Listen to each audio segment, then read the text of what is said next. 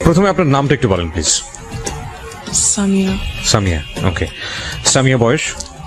আমার বয়স 24। 24 right now. কোথায় জন্মগ্রহণ করেছেন, মানে জন্ম জেলা? পড়াশোনা করছেন নিশ্চয়ই? কিসে পড়ছেন? আমি কম্পিউটার সায়েন্সে পড়ছি। আচ্ছা, কম্পিউটার সায়েন্সে পড়ছেন। কোন ইউনিভার্সিটিতে? একটা প্রাইভেট ইউনিভার্সিটি। প্রাইভেট ইউনিভার্সিটিতে, ফাইন।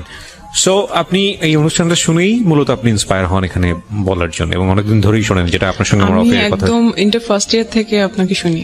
ওকে, ইন্টার ফার্স্ট ইয়ার থেকে। ঠিক আছে, চলুন শুরু করা যাক। মানে আপনি তো জানেনই আসলে এখানে কিভাবে বলে। আচ্ছা, যাই হোক, একটু ছোটবেলা থেকে একটু টানি। সেটা হচ্ছে প্রথম থেকে আমি আসলে একটু লক্ষ্মী টাইপের ছিলাম, খেলাধুলা কম করতাম এরকম। তো আমার বাবা আমাকে অনেক আদর করতো, অনেক, মানে সবকিছুতে প্রায়োরিটি দিত।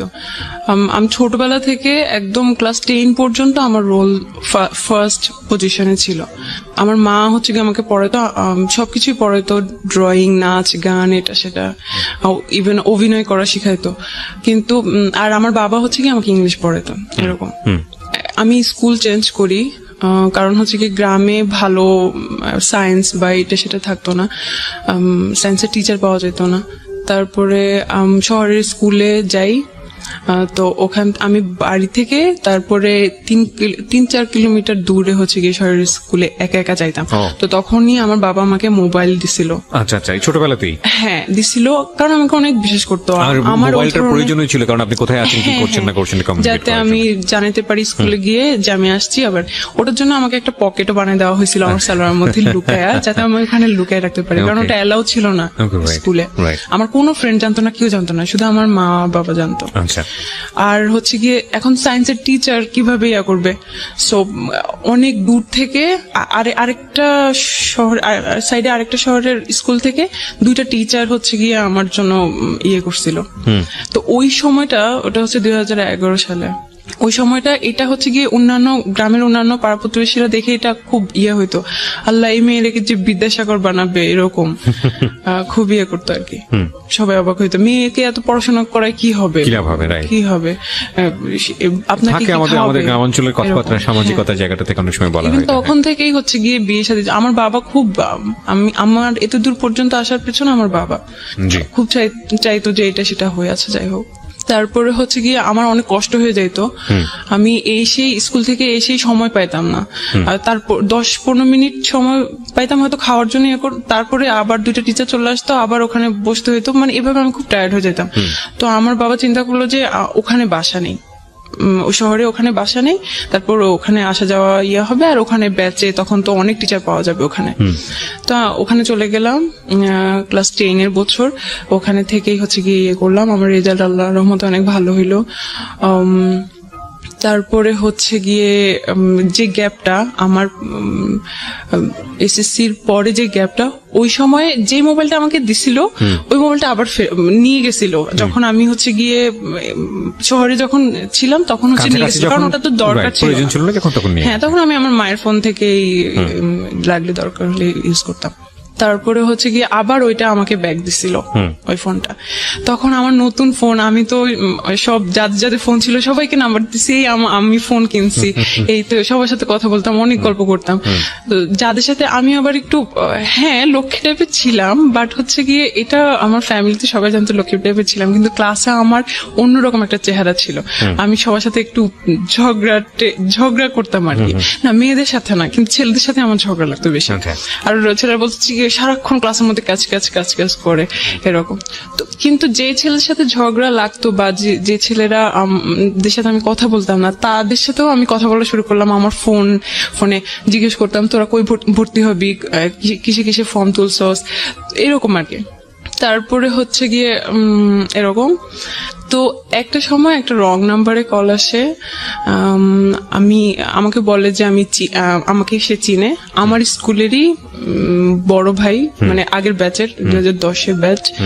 সো আমি বলছি আচ্ছা ঠিক আছে, কোত্থেকে নাম্বার পাইলেন, বললো হাবিজাবি বললো আর কি, মানে বুলচুল, মানে কি আমার ভাইয়ের কাছ থেকে না কোথা থেকে নিচে এসে কি, যাই হোক আমি এখন মনে করতে পারতেছি না। তো আমি খুব মানে গল্পবাদ ছিলাম আর মানে খুব টকেটিভ ছিলাম আর মানে সেই রকম কথাবার্তা বলতাম। আমার মা তেমন মানা করতো না কারণ হচ্ছে গিয়ে আমি পড়ার সময় পড়তাম, সবকিছুই আমার ভালো ছিল, কিন্তু ভাবতো যে বাসায় আমার বাবা বাসায় কিন্তু আমাদের ছোটবেলা থেকে টিভি নেই। আমার বাবা বলতো যে টিভি দেখলে ছেলে মেয়েদের পড়াশোনা নষ্ট হয় আর ছেলে মেয়েরা নষ্ট হয়ে যায়। ইভেন আমার নানা বাড়িতে আমাদের কখনো যাইতে দিত না, খুব অন্যরকম ছিল। আচ্ছা যাই হোক, তো বাসায় টিভি নাই, কিছু নাই। আচ্ছা থাক, ছেলে মেয়েদের তার ক্লাসমেটদের সাথে গল্প করুক, আমি আমার মায়ের সাথেই গল্প করা শুরু করলাম, এটা সেটা অনেক কাহিনী। তারপরে হচ্ছে গিয়ে কোনো প্রেমের কথা বলতাম না, অনেক গল্প, মানে কি কোথা থেকে আসে মানে অন্যরকম এইরকম আর কি। তো কথা ওই ছেলেটা, আমি তো এমনিতেই অনেক অনেক গল্প করতাম, কিন্তু ওই ছেলেটা একটু বেশি মানে আরো বেশি কথা বলতে চাইতো। তো সবসময় তো আমার বাবা থাকতো বা আমি অন্যান্য কাজ করতাম, এরকম কথা বলা পসিবল হতো না। আচ্ছা যাই হোক, তারপর আমার বাবা আমাকে ঢাকায় পাঠিয়ে দিল আমার এইচএসসির জন্য, কারণ আমার সবসময় আমার বাবারও ইচ্ছা ছিল ঢাকায় পড়াশোনা করব, বেশি ভালো পড়াশোনা করবো এরকম। তো ঢাকায় হোস্টেলে রাখে নাই কারণ আমি নষ্ট হয়ে যাব বা অন্য কিছু হতে পারে। তো তার বোনের বাসায় আমাকে রেখে দিল, ওখানে এসে বিশ্বাস করলো আর কি। তো ওখান থেকেই হচ্ছে আমার শুরু, মানে বাবা মা ছাড়া যেরকম মানে সব পেয়ে গেছি এরকম ফ্রিডম যেটাকে বলে। হ্যাঁ ফ্রিডম।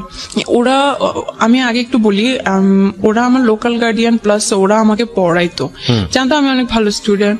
আর তাছাড়া আমি ক্লাস 7 থেকে 8 উঠার সময় আমি একবার আমার ফুফুর বাসায় 1.5 মাস ছিলাম।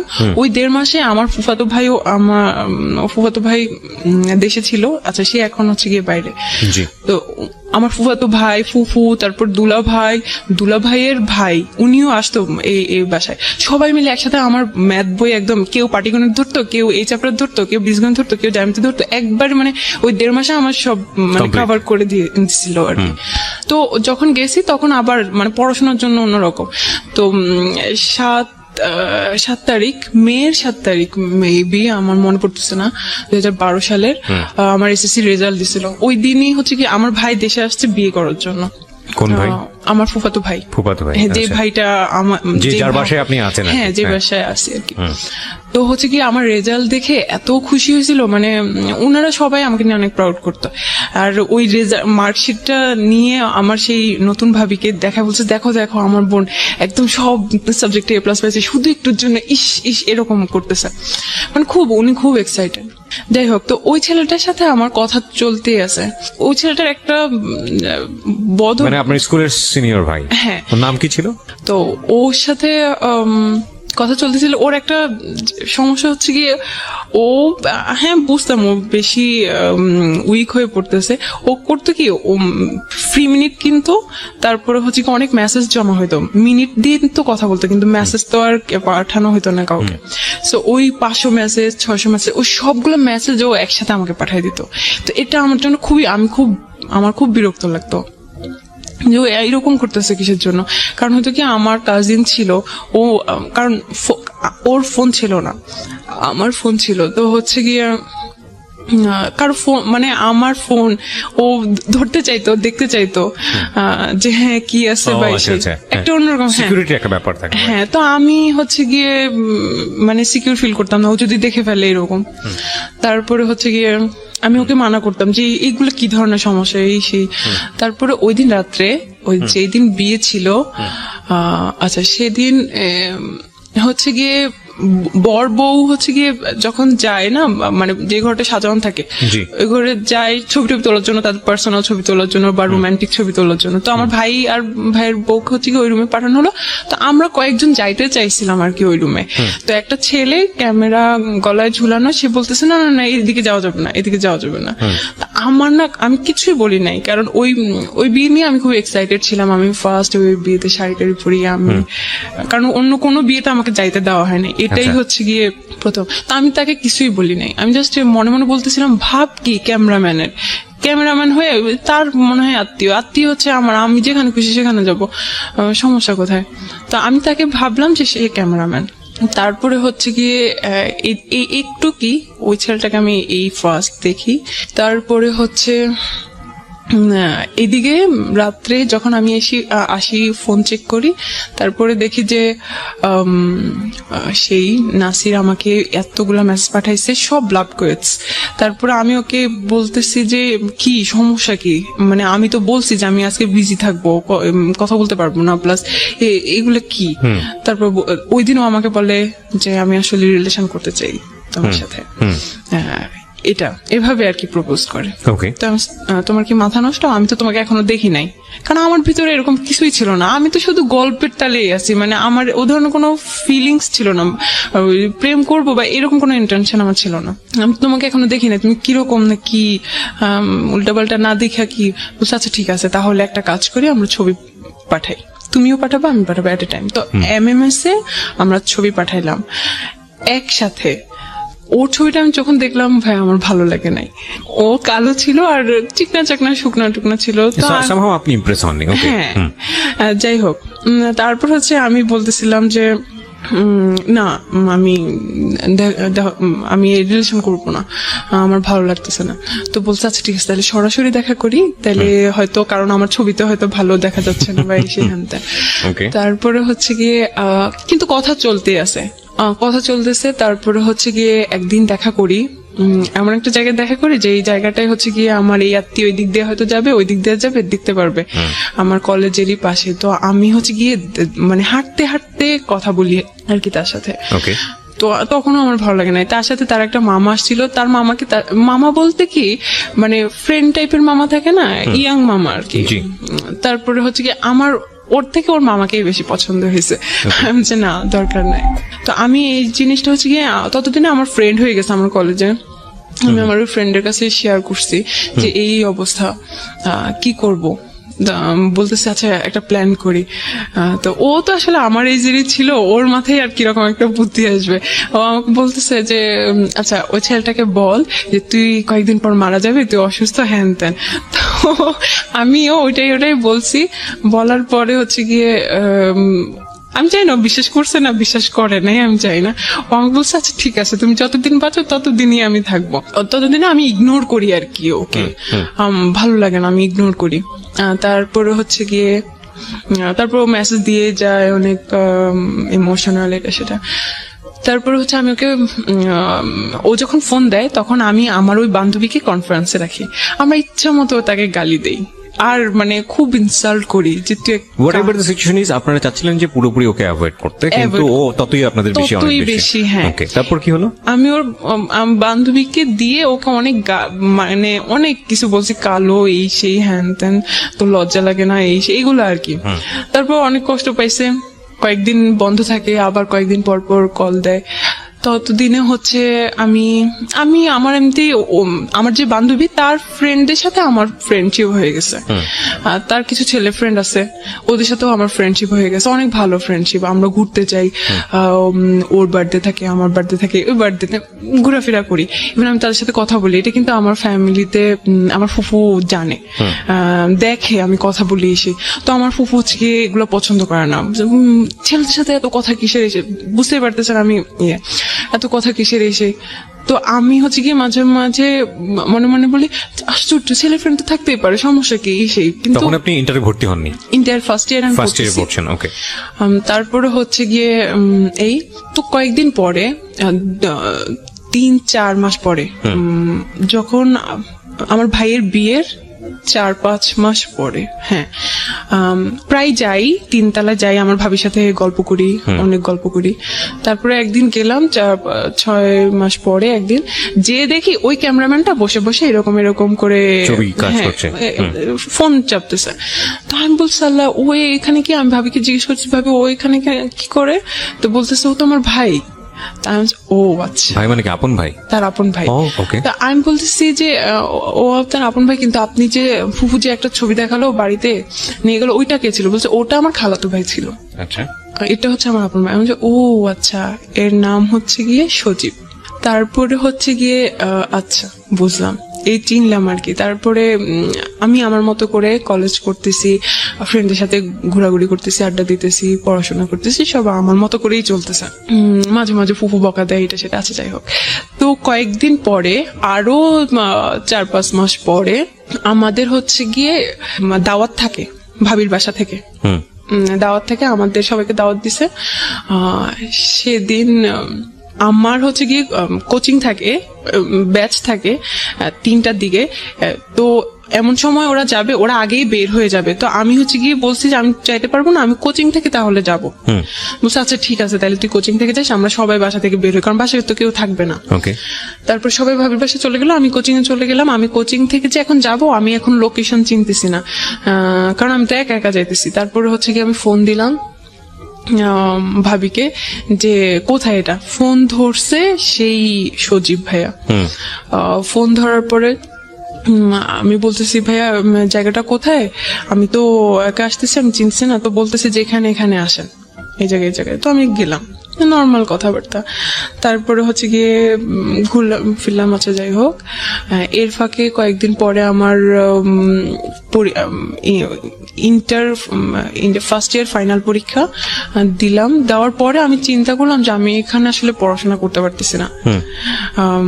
আমার 2টা ভাগ্নি আছে না, ওরা অনেক ফ্রেন্ডলি, ডিস্টার্ব তেমন না, মানে আমি ফিল করতেছিলাম আর কি যে ডিস্টার্ব হচ্ছে বা আমি ভালোভাবে পড়াশোনা করতে পারতেছি না।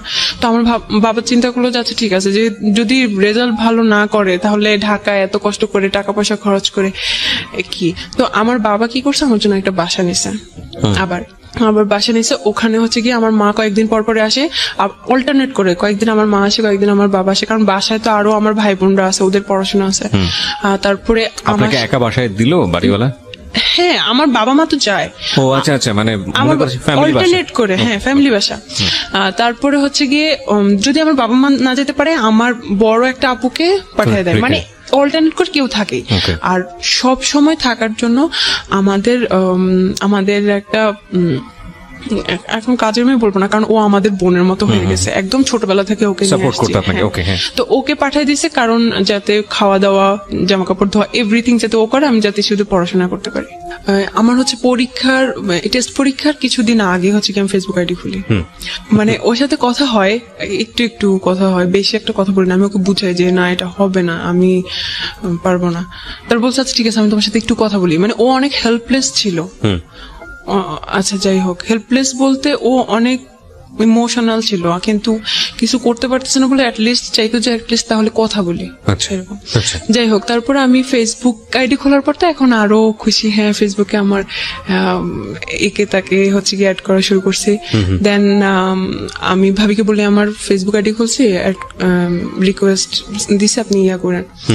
ইভেন ভাবির আইডি থেকে আমি কেউ রিকোয়েস্ট পাঠাইছি, বলতেছে যে কে রিকোয়েস্ট পাঠানোর পরে আমি বলছি যে এরকম আমি আপনার আপুর ননদ। তো বলছে আচ্ছা ঠিক আছে, একটু কি কথা হয়েছে। তারপরে আমার রেজাল্ট দিল, আলহামদুলিল্লাহ ভালো। আমি মেডিকেলের জন্য প্রিপারেশন নিতে থাকলাম। ওই সময় আমি ফেসবুকে ছবি টবি আপলোড করি, কমেন্টে উনি একটু কমেন্ট করে, কমেন্টে কথা হয়, এমন টাইপের কমেন্ট করে যেটাতে আমার অ্যান্সার দিতে হবে, মানে আমিও যাতে রিপ্লাই দেই, এরকম টাইপের। তো উনি অনেক ভালো বাংলা জানে। আচ্ছা, উনার বাংলা মানে বুঝতে গেলে আমাকে সারাদিন লাগতো উনার অ্যান্সার তৈরি করতে, তারপর আমি একটা অ্যান্সার দিতাম এমন। তারপর আপনার ভাবির ভাই, তাকে আমার অনেক ভালো লাগতো বলতে উনি খুব পার্সোনাল, মানে আপনার কাছে মনে হচ্ছে পার্সোনালিটি সম্পন্ন একজন মানুষ। হ্যাঁ, ওকে। বাসার সবাই উনাকে অনেক ভালো জানতো। তো কিন্তু আমি ভাইয়া হিসেবে দেখতাম, ওগুলো আমার মাথায় ছিল না। তারপরে টুকটাক কথা হয়, এখন কথা আস্তে আস্তে বাড়তেছে, প্রতিদিনই কথা হয়, কিন্তু 1-2টা মেসেজ এরকম আর কি, প্রতিদিন কথা। জি। তারপরে হচ্ছে একদিন সে আমাকে বলে আপনার ফোন নাম্বারটা দিয়েন। আমি যে হ্যাঁ, আপনি তো ভাবির কাছ থেকে আমার ফোন নাম্বার নিতে পারেন। বলছে আসলে এটা খুব ডিসঅনেস্টি হয়ে যায়, আপনি নিজেরটা নিজেই দেন। আমি যে এত ঢং করার তো কিছু নেই, আচ্ছা ঠিক আছে নেন, আমার তো কোনো সমস্যা নেই। তারপর সেদিন আমাকে একটা জাস্ট মিস কল দেয়, এই ফার্স্ট উনি আমাকে আমার ফোনে মিস কল দেয়। ওকে, একটা চলেন দেখা করি। আমি যে হ্যাঁ, আপনি বাসায় আসেন, বাসায় আসলেই তো আমাকে দেখতে পারবেন, কথা হবে। বলছে সব কথা কি আর বাসায় বলা যায় সবার সামনে? তো তখন আমি বুঝলাম যে উনি ফ্লার্টিং করতেছে। তারপরে মাঝে মাঝে উনি বলতো যে আমার এই জিনিসগুলো ভালো লাগে না, ওই জিনিসগুলো ভালো লাগে না। আমি মাঝে মাঝে বলতাম উনি এত লাইকস ডিসলাইকস বলার তো দরকার নেই আমাকে। তারপর হচ্ছে গিয়ে বলতো যে বহুগামিতা, একটা মেয়ে যে অনেকজনের সাথে রিলেশন করে এট এ টাইম, এই জিনিস ওনার পছন্দ না, এগুলা বলতো। তো আমি হ্যাঁ এগুলা তো আসলে চিটিং, এগুলো আমারও পছন্দ না। উনিও কিন্তু জানতো, উনিও দেখতো যে আমি আসলে কথা বলি, আমার অনেক ফ্রেন্ড সার্কেল আছে। আচ্ছা। একদিন আমি আমার কাজে যাই, আমি তখন হচ্ছে কি ভার্সিটি কোচিং করতেছি, শেষ পর্যায়ে আর কি, আমি মেডিকেলে চান্স পাই না তেন। তো উনি একদিন আমি বাইরে যাই আমার কোচিং এর কাজে, তখন আমাকে সেকেন্ড কল করে, আচ্ছা। বলছে আপনি কোথায়, আমাকে বেআইন বলে ডাকতো, বেআইন আপনি কই এরকম। তা আমি বলতেছি যে এই তো আমি কাজে আসছি এখানে। বলছে আল্লাহ আপনি ওখানে দাঁড়ান, আমিও আসতেছি, দেখা করি চলেন। আচ্ছা। আমি বলছি না না দরকার নেই প্লিজ, কেউ দেখে ফেলবে, সমস্যা, বাইরে দেখা করা ঠিক না, আপনি বাসায় আসেন। বলছে না সমস্যা না, আপনি থাকেন, কেউ দেখবে না। ওই দিন শুক্রবার ছিল। আচ্ছা। দেন হচ্ছে কি উনি আসে, আমি বলছি আচ্ছা ঠিক আছে আপনি একটু ওয়েট করেন, আমি একটু কাছে নিই। বলছে আচ্ছা ঠিক আছে আপনি সময় নেন। আসলে কিন্তু উনি ওখানে ছিল না, উনি একটু দূরে ছিল, ওখান থেকে আসতেছে, কিন্তু বললো যে ওখানেই আছে। তারপরে হচ্ছে গিয়ে দেখা হইলো, তো বলতেছে যে কই যাই বলেন, এখানে তো রিস্কি, এখানে তো কথা বলা যাবে না, চলেন বসি কোথাও কথা বলি। তাই আমি বলছি, কোথায় যাবেন, কাছে দাঁড়ে কোথাও প্লিজ, দূরে না। তো উনি বল চলেন কলাবাগান যাই। ফার্স্ট আমি কলাবাগানের নাম শুনি, ওকে, ঢাকার কলাবাগানের নাম শুনি, কলাবাগানের নাম শুনি। হ্যাঁ, তারপরে উনি হচ্ছে গিয়ে একটা বাস নেয়। আমি বাসে কেন যাইতে হবে এত দূরে, তাইলে তা আমি ভাবছি যে আচ্ছা ঠিক আছে কাছে কোথাও। তারপর আচ্ছা ঠিক আছে, এখন বাস যাইতে আছে আসতেছে না। তারপর আমি বলতেছি যে কি ব্যাপার এত দূরে কেন? বলছে আরে সমস্যা নেই চলে আসবে, এখন জ্যাম তো রাস্তায়, হ্যান ত্যান এসে এগুলো বলতেছে। শুক্রবারে কিন্তু কোনো জ্যাম ট্যাম ছিল না, বা উনি মানে উল্টাপাল্টা বুঝাইতেছে আর কি। তো উনি এর আগে আমাকে বলছিল যে বেআইন একটা গার্লফ্রেন্ড জোগাড় করে দিয়েন, এই সেই হ্যান ত্যান। তো আমি বলতেছি আমার একটা ফ্রেন্ড আছে, প্রেম করবেন, একটা নাম ওকে আমি বললাম, ছবি দিলাম কি ওর সাথে আমার ছবি আমি ফেসবুকে অলরেডি আপলোড করছিলাম। মানে এটা তো আলটিমেটলি আপনার ফ্রেন্ড আপনাকে বলে না যে সে কারোর সঙ্গে লাভ করবে, আপনি এমনিতেই এটা বলেছেন। আমি ওকে বলতেছি করবেন নাকি, তা আমি ওকে বলবো এরকম। তো বলতেছে যে আমি ওকে বলছি যে আমার এরকম একটা বেআই আছে, এরকম বলছে ওরে দিস আমাকে, মানে দেখি কথা বলি, আগে ফেসবুক আইডি দিস, আমাকে বলিস রিকোয়েস্ট পাঠাতে। এখন তার ইগোতে প্রবলেম, কেন আমি রিকোয়েস্ট পাঠাবো, তাকে বললেন আমার কথা, সে জানি আমাকে রিকোয়েস্ট পাঠাবো। আমি এটা কোনো কথা, আপনি প্রেম করবেন আপনি নিজে থেকে যাই করেন, আমি এত কিছু করতে পারবো না। ওকে, তারপর এটা কি আপনার ফ্রেন্ডকে বলা ছিল নাকি জাস্ট আপনারা নিজেরাই কথোপকথন না করছেন? না আমি আমার ফ্রেন্ডকেও বলছি যে আমার একটা বেআই আছে এরকম সে এরকম, তোমার ব্যাপারে ইন্টারেস্টেড। হ্যাঁ তোকে পছন্দ করে, প্রেম করবি। তো বলছে ওকে আমাকে মেসেজ পাঠাতে বললো। তারপর আমি বলছি যে প্লিজ আপনি হাই পাঠান, তাইলে কথা বা রিকোয়েস্ট পাঠান। তো সে মনে হয় রিকোয়েস্ট পাঠাইছে কিনা আমি আসলে ভুলে গেছি, রিকোয়েস্ট পাঠাইছে মনে হয়, ও মনে হয় অ্যাকসেপ্ট করে নাই বা মেসেজের আসে বা এরকম কিছু একটা, যাই হোক। ওকে, তারপরে হচ্ছে গিয়ে তো যখন বাসে আমরা পাশাপাশি বসে আছি তখন হচ্ছে গিয়ে বলছে আপনার সেই ফ্রেন্ডটাকে আবার দেখি। তো আমি হচ্ছে কি মোবাইল নিয়ে এভাবে দেখাইতেছি আর কি, দেখেন সে কি করতেছে, মোবাইলটা কেমন যেন একটু হাতাহাতি, আমার মোবাইল টেনে নিয়ে উনি আরো ছবিগুলা চেক করতেছে। আমি বলছি ভাই এটা কি ধরনের, আপনি আমার হাতে থাকুক, আপনি এভাবে দেখেন। তারপরে আরো ছবি যে চেক করতেছে, ওখানে আমি সহ যে ছবিগুলা ওগুলাকে ভালো করে জুম করে করে আমার ছবিগুলো দেখতেছে। হ্যাঁ এই মেয়েটাও ভালো।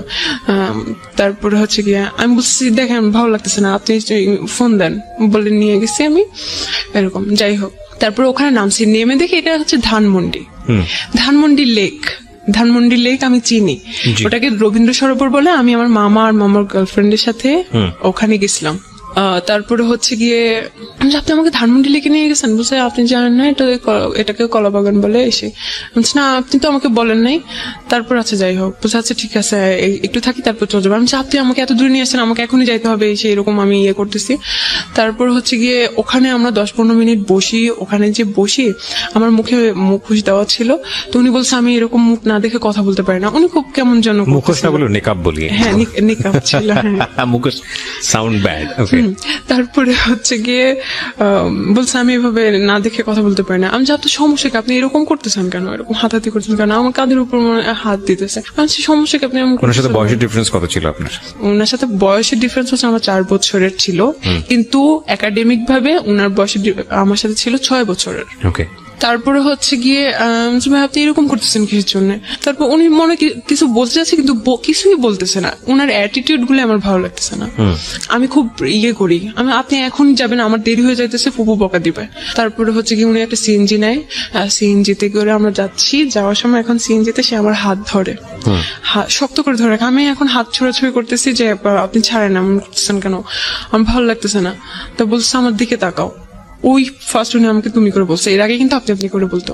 তারপরে হচ্ছে গিয়ে আমি দিকে তাকাও বলে হচ্ছে গিয়ে আমার হাত ওনার বুকের উপর রেখে বলতেছে, কিছুই বলতেছে না, বলতেছে ওনার দিকে তাকাইতে। আমি তাকাই দেখি যে ওনার চোখ অনেক লাল হয়ে আছে, মানে একটু পানি পানি হয়ে আছে। সিএনজি ওয়ালা তখন কি করছিল? ড্রাইভ করছিল না পিছনে? হ্যাঁ, সিএনজি ওয়ালা তো ড্রাইভ করতেছিল, এটা পিছনেই আর কি। তো আমি একটা কথা বলি, আমরা এই সবসময় তৃতীয় পক্ষ অস্বীকার করি, মানে খুব বিশেষ বিশেষ কিছু মোমেন্ট ঘটে যায় আমাদের লাইফে, প্রত্যেকের জীবনে হয়তো বা এই বিষয়গুলো আছে কম বেশি, রিক্সা এবং হচ্ছে সিএনজি, এবং আমরা সবসময় থার্ড পার্টি যেটা থাকে, যিনি রিক্সা চালাচ্ছেন কিংবা যিনি সিএনজি ড্রাইভ করছেন তাকে অস্বীকার করি এবং মনে করি যে কিছুই বোঝে না, ও কিছুই জানে না, ও এসবের একেবারে ইনভলভ না। কিন্তু আমার কাছে মনে হয় যে ও সব বিষয়গুলো খেয়াল করে। তো এটা আসলে এরকম সিনারি আমার কাছে মনে হয় যে ওই যে বলা হয় না, আমরা ছোটবেলায় দেখতাম যে গাড়িতে ওঠার পরে যে চালকের সঙ্গে কথা বলবেন না। কথা কেন বলবো না? কারণ এটা কথা বললে তার কনসেন্ট্রেশন নষ্ট হতে পারে, এটা অ্যাক্সিডেন্ট ঘটে যেতে পারে। তো আমার কাছে কেন জানি মনে হয় এইরকম সিচুয়েশন সিএনজি কিংবা রিক্সাতে ঘটানো, এটা কথা বলার চাইতেও ভয়ঙ্কর রকমের দুর্ঘটনার মুখোমুখি আমরা হয়ে যেতে পারি, কারণ তখন ফুল কনসেন্ট্রেশনটা তার পিছন দিকে চলে আসে। সো এগুলো না করাটাই বেটার। ওকে, যাই হোক, বলেন তারপর হচ্ছে গিয়ে তো আমি বুঝলাম যে আসলে উনি রিলেশন করতে চাচ্ছে বা উনি আমাকে পছন্দ করে এরকম কিছু, বাট উনি কিন্তু এরকম মুখে কিছুই বলে নাই, শুধু চোখ লাল এটা দেখাচ্ছে। হ্যাঁ, আমি নিজেই সব বুঝে নিছি, এরকম একটা অবস্থা। তা আমি জাস্ট ওনাকে একটাই কোশ্চেন করছি যে এটা কিভাবে সম্ভব, আপনি কি পাগল হয়ে গেছেন, এটা কিভাবে সম্ভব, আমাকে তো মেরে ফেলবে, সিডর হয়ে যাবে, ঘূর্ণিঝড় হয়ে যাবে বাসায়। তারপর বলতেছে আমি সবকিছু ম্যানেজ করবো। আমি বলতেছি কি ম্যানেজ করবেন আপনি? বলছে আমার ফ্যামিলির কেউ তোমাকে কিছু বলবে না, কারণ সবাই উনাকে অনেক প্রায়োরিটি দেয়, উনি একমাত্র ছেলে। আচ্ছা, ওভার কনফিডেন্ট। হ্যাঁ, তারপরে হচ্ছে গিয়ে আমি বলছি আপনার ফ্যামিলি আপনি রাখেন আপনার কাছে, কিন্তু আমার ফ্যামিলি তো জীবনে মানবে না। বলছে আমি ওটাও ম্যানেজ করব একদিন। আচ্ছা, তারপরে হচ্ছে গিয়ে এভাবেই চলতে থাকলো। আমি বাসায় গেলাম, বাসায় গিয়ে আমি চিন্তা করতেছি যে আসলে আমি কি করব, কি করতেছি। উনি কিন্তু দেখতে অতটা সুন্দর না, বাট উনার কথাবার্তা, উনার কথার স্টাইল, তারপর অনেক যুক্তি সহকারে কথা বলতো। আপনি ওনার পার্সোনালিটি আপনার ভালো লাগতো? আমার খুবই ভালো লাগতো। বাসে যে আমি চিন্তা করলাম উনি হয়তো আমার রিলেটিভ, উনি আমাকে ধোকা দিবে না, কারণ আমি ততদিনে বুঝে গেছি ঢাকায় কি হচ্ছে না হচ্ছে, রিলেশন মানে কি, বা কয়েকদিন নিয়ে করে টাইম পাস করে চলে যায় সে।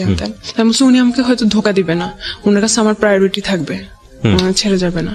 এই তাছাড়া উনি, ওনার সাথে আমার বয়সে ভালোই ডিফারেন্স আছে, উনি ভালোভাবে স্টাবলিশ হতে পারবে, হয়তো আমি ভালো থাকবো। এই চিন্তা করে আমি শুরু হইলো রিলেশন। মানে আপনি ওকে করলেন ফাইনালি? ঠিক আছে, ঠিক আছে, আমার দিক থেকে ওকে। তখন আপনি ইন্টার সেকেন্ড ইয়ারে পড়ছেন না ফার্স্ট ইয়ারে? তখন হচ্ছে গিয়ে ইন্টারমিডিয়েট শেষ, আমি ভার্সিটিতে ভর্তি হব আর কি নভেম্বর। মানে অ্যাডমিশন টেস্টের জন্য প্রিপারেশন নিচ্ছেন ওই সময়টাতে? হ্যাঁ, পরের দিনই আমরা ঘুরতে যাই কোথাও। আমি তখনও বুঝে উঠতে পারি নাই জিনিসটা কি, একটা পাবলিক প্লেসে একটা পার্ক, বাট রাস্তা আর কি ভিতরের দিকে না, রাস্তার দিকে মানুষ যাওয়া আসা করতেছে, অনেকে জগিং করতেছে, এই সেই। ওই জায়গায় সে আমাকে টান দিয়ে ধরে হচ্ছে গিয়ে ফার্স্ট কিস করে। আমি খুব শকড হই, মানে আমি খুবই লজ্জা পাই, আমার হাত পা তখন কাঁপতে থাকে, খুবই অবস্থা খারাপ, কারণ আমি তখনও ভাইয়া ডাকি, আমি 3 মাস পর্যন্ত ভাইয়াই ডাকতেছিলাম। Basically he was super fast, এবং আপনার জায়গা থেকে আপনি একদম, হ্যাঁ, আমি খুব মানে শক হই আর কি। যাই হোক, ফার্স্ট থেকে আমি দেখছিলাম উনি খুব অন্যদিকে আর কি। তো আমি ভাবছি, উনি বলতো যে ইন্টেন্স গুলো ভালো লাগতো না, কিন্তু তারপর দিকে আমি চিন্তা করতাম আচ্ছা ঠিক আছে, সে তো আমার বয়ফ্রেন্ড, বা আচ্ছা ঠিক আছে, আমি পরে এটাকে আবার ইজি ভাবে নিতাম, কিন্তু ফার্স্ট ভালো লাগতো না। পরে তারপরে হচ্ছে গিয়ে কথাবার্তা হয়, সবই ভালো, ঠিক আছে। 2 মাস পরে সে না অন্যদিকে কথাবার্তা বলে, অন্য কিছু চায় আর কি। তো আমি বলতেছি ঠিক আছে, আপনি তাহলে আমাকে বিয়ে করেন। তো বলতেছে যে বিয়ে কি, বিয়ে জিনিসটা কি? বিয়ে কি মানে? বলতেছে যে আমি যদি বলি হ্যাঁ, তুমি যদি রাজি থাকো, তাহলে এটাই বিয়ে, এটাই। এটা কোনো কথা, কোনো লিগেল কিছু নেই। সে বলছে লিগেল কি, ওটা জাস্ট আ পেপারস। তুমি তোমার বাবা মায়ের কাবিননামা দেখছো কখনো? তার মানে কি তারা লিগেল না? এরকম তুমি তোমার দাদা দাদির ম্যারেজ সার্টিফিকেট দেখছো, তার মানে ওরা লিগেল না, এরকম উদ্ভট লজিক দিত। তো মাঝে মাঝে আমি খুব বলতাম এগুলো উল্টাপাল্টা লজিক দিতেছেন কিসের জন্য, মাঝে মাঝে ইয়ে করতাম, মাঝে মাঝে ও আমাকে এমন ভাবে বুঝাই দিত যে ওটাই সঠিক, আমি ওটাই বুঝতাম। তারপরে আচ্ছা ঠিক আছে হইলো কিছু একটা, তারপরে হচ্ছে গিয়ে আমি তখন থেকে ভাবতাম ওকে সে আমার হাজবেন্ড। মানে ওর প্রস্তাবে আপনি আলটিমেটলি সামহাউ আমাকে ওভাবেই তৈরি করে নিছে, ওভাবেই আমার মাথার মধ্যে দিছে তুমি আমার ওয়াইফ, আমি তোমার ইয়ে, এটাই হচ্ছে গিয়ে বিয়ে। ওকে, সো আপনি এটা এগ্রি করেছেন? হ্যাঁ, কারণ আমাকে এমন ভাবলো, আমি যখন জিজ্ঞেস করতাম এইটা তাহলে কি ওইটা তাহলে কি, ও ওভাবেই বুঝাই দিত সুন্দর করে। ওকে, একটা 3-4 মাস পরে হচ্ছে গিয়ে ও এগুলা আমার ফ্রেন্ড সার্কেল এগুলা নিয়ে ইয়া করতো। আমি হচ্ছে গিয়ে আমি খুব গল্প পাচ্ছিলাম বলতাম না, আমি হচ্ছে গিয়ে ও খুব কম সময় দিত আমাকে, যদি দিনে 1 মিনিট কথা হইতো আমি ভাবতাম যে অনেক কথা হয়ে গেছে এরকম। বাট ডাকার সময় যখন দেখা করতাম, ডাকার সময় ওই পর্যন্তই, ওগুলা ঠিক আছে, দেন কোনো কথাবার্তা নাই, শুধু ওই জন্যই ডাকতো আর কোনো কথাবার্তা নাই। ওকে, বলতো আমি বিজি, আমি অফিসে এসে হ্যানতেন। অফিস করতো, হ্যাঁ আমি বিজি এসে হ্যানতেন, আমি পারি না, বসটা থাকে সামনে, কলিগরা থাকে, কথা বলতে পারি না। তার 1 মিনিটও দিনে ইয়ে হইতো না। আমি বলতাম সিগারেট খাওয়ার টাইম তো অ্যাটলিস্ট আমার সাথে কথা বলতে পারেন, আমি আপনি করে বলতাম, কখনোই তুমি করে বলি না, অনেক অনেক সম্মান করতাম, যা বলতো তাই বিশ্বাস করতাম যে ওটাই রাইট বলতে। আর মাওলানা তারপরে হুজুর এদের বিরুদ্ধে অনেক কথা বলতো, ওদের এইসব জিনিস আমার ভালো লাগে না, এরা এখন নতুন নতুন এইসব রুলস তৈরি করে, ধর্ম ব্যবসা করে, এই সেই এগুলা। তো আমি বলতাম ও আচ্ছা হ্যাঁ ঠিক আছে, এমন ভাবে বুঝাই দিত, আচ্ছা আমি ওভাবে ইয়ে করতাম। তো আমি একদিন ওকে ইয়ে করতেছি যে আমার একটা ফ্রেন্ড অস্ট্রেলিয়ায় গেছে স্টুডেন্ট ভিসায়, ও অনেকদিন পর আমাকে ইয়ে করছে, নক করছে, আমি কথা বলতেছিলাম ওর সাথে, তখন থেকে রিয়াকশন শুরু। তো বলতেছে যে একটা ভদ্র ঘরের মেয়ে কি এরকম করে কথা বলে, তুমি তো একটা এরকম খারাপ, এই সেই। হোয়াটসঅ্যাপ বন্ধ, হোয়াটসঅ্যাপ চালাইতাম, হোয়াটসঅ্যাপ বন্ধ। মানে তখন আপনার উপরে কর্তৃত্ব খাটানো শুরু করলো? আল্লাহ, এটা তো হচ্ছে গিয়ে 1 মাস পর থেকেই, 1 মাস পর থেকে। তো আমি ভাবতাম যে এটা হচ্ছে, কারণ হাজবেন্ড তো হাজবেন্ড টাইপ, কারণ মানে আমি ভাবতাম যে হ্যাঁ ঠিক আছে, এটাই মনে হয় অনেক কেয়ার করে, অনেক লাভ করে, আমি ওটাকে খুব ইজি ভাবে দেখতাম। তারপরে হচ্ছে গিয়ে একদিনে যাওয়ার আগে আমি একটু একটা কথা বলি, সেটা হচ্ছে যে এটা বোধহয় বাই ন্যাচারালি সত্য। অ্যারিস্টোফেনাস নামে খুব বড় একজন ফিলোসফার ছিলেন, আমি যদি ভুল না করে থাকি নামটা, তার একটা লেখাতে পড়েছিলাম যে বেসিক্যালি গার্লস যে কোয়ালিটি, সেই কোয়ালিটিতে কিছু কিছু জিনিস গার্লসদের মধ্যে সেম, মানে মেয়েদের মধ্যে এই জিনিসটা সেম, মোরাললেস। সেটা হচ্ছে দে আর ভেরি মাচ ইমোশনাল, এবং আবেগ দিয়ে তাদের পুরো দুনিয়াটা নিয়ে নেওয়া যায়। হ্যাঁ, আপনি যদি মানে আমি এখানে অনেক মেয়েরাই শুনছেন, সে কারণে হয়তো বা শুনে সতর্ক হবেন। সেটা হচ্ছে একটা ছেলেকে বোঝার জন্য বা একটা মানুষকে জীবনে পারফেক্টলি নেয়ার জন্য অনেকগুলো বিষয় যাচ করতে হয়। তার আগে জীবনের শ্রেষ্ঠ সম্পদটা, যেটা আমাদের রিলিজিয়নে নিষেধ করা হয়েছে, যেটা আমাদের আইনত যায় না, সামাজিকতার জায়গা থেকেও অসামাজিক মনে করা হয়, এই বিষয়গুলো লেনদেনের জায়গাটায় না যাওয়াটাই উত্তম। কেন বলছি যে ছেলেরা, এটা অনেক ছেলেরা আছে খুব ভালো করে এটা জানে যে একটা মেয়েকে পাওয়ার সর্বোচ্চ জায়গাটা হচ্ছে তাকে ইমোশনালি ট্রাই করা, এবং একটা মানুষকে যখন ইমোশনালি উইক করে ফেলা হয় তখন তার সবকিছুই পাওয়া যায়, এবং সেক্ষেত্রে ইমোশনালি তাকে ওই হাজবেন্ড বানানো, ইমোশনালি তাকে লাভ করা, এবং তারপরে তার যেটা হাসিল করা, এবং হাসিল করে সেখান থেকে সরে পড়া, এবং এগুলো আসলে আমাদের সমাজে অহরহ হচ্ছে। আর এই স্টোরিটা আসলে কোথায় গিয়ে দাঁড়িয়েছে সেটাও আমরা দেখাবো আপনাদেরকে। আমি আরেকটু বলতে চাই, তবে সেই বলার জায়গাটা ওনার বলার পর। হ্যাঁ, ও সবসময় বুঝে তো, ও অনেক রেসপন্সিবল হাজবেন্ড, অনেক মানে সবকিছুতে আমাকে গাইড করে, আমিও খুব হ্যাপি ও আমাকে গাইড করে। আপনি তাকে মানে হাজবেন্ড বলছেন, মানে আপনি মন থেকে তাকে হাজবেন্ড হিসেবে এই করে নিয়েছেন? আমি তো জানি ওটাই বিয়ে। আপনি জানেন ওটাই বিয়ে? হ্যাঁ, আমাকে তো ওভাবেই বুঝাইছে। তো আপনি ছোটবেলা থেকে দেখে আসেননি বিয়ে মানে কি? আমি দেখে আসছি, কিন্তু ও তো আমাকে পুরা সব ইয়ে করে দিছে। এখানে একটা বিষয় খেয়াল রাখবেন, যারা এই ভিডিওটা ইউটিউবে দেখবেন এবং একই সাথে যারা রেডিওতে শুনছেন, আমি খুব বিরক্ত বোধ করি একটা জায়গাটাতে, সেটা হলো আমরা সবসময় যিনি গল্পটা বলেন তাকে জাজ করি। আরে ভাই, সে আমাদের সমাজের বিচ্ছিন্ন ঘটনা না, যাকে এখানে নিয়ে আসা হচ্ছে সে বিচ্ছিন্ন ঘটনা না, তার মতো ভুল অনেকেই করেন। তার ভুলটা শুনে তাকে শুনে যাতে করে আপনি কোনো ভুল না করেন, আপনার চারপাশে যাতে কোনো ভুল না হয় সেটার দিকে খেয়াল করেন। তাকে গালমন্দ করা, আপনি আপনার জায়গা থেকে অসম্ভব রকমের সাধু একজন পুরুষ নিজেকে ভেবে বা মহিলা নিজেকে ভেবে অন্য একজনকে গালমন্দ করা, এটা কিন্তু আসলে আমাদের অনুষ্ঠানের উদ্দেশ্য না। এটা শুধু আমাদের ইউটিউবে হয় না বা অন্য ফেসবুকে, সব জায়গাতে আমি দেখি যে কোনো একটা কিছু ঘটে গেলেই সঙ্গে সঙ্গে তাকে ডিরেক্টলি গালিগালাজ করা। আরে ভাই, তার ঘটনা থেকে আমি কি শিখলাম, তাই না? এটা হচ্ছে মূল বিষয়।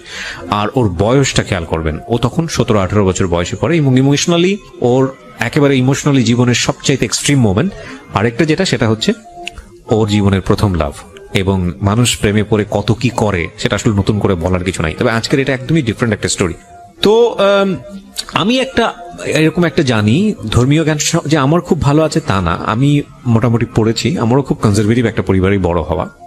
আমি যতটুকু জানি যে এরকম একটা হাদিস আছে যে মেয়েদের দিক থেকে বিষয়টা এরকম যে ওই বিয়েই না যদি মেয়ের বাবা সেটাতে রাজি না থাকে এবং মেয়ের বাবা যদি বিয়েটা না দেয়, ওটা কোনো বিয়ে না। রাসূলুল্লাহ সাল্লাল্লাহু আলাইহি ওয়াসাল্লামের একটা হাদিস, আমি যতদূর জানি, আমার জানার মধ্যে ভুলও হতে পারে।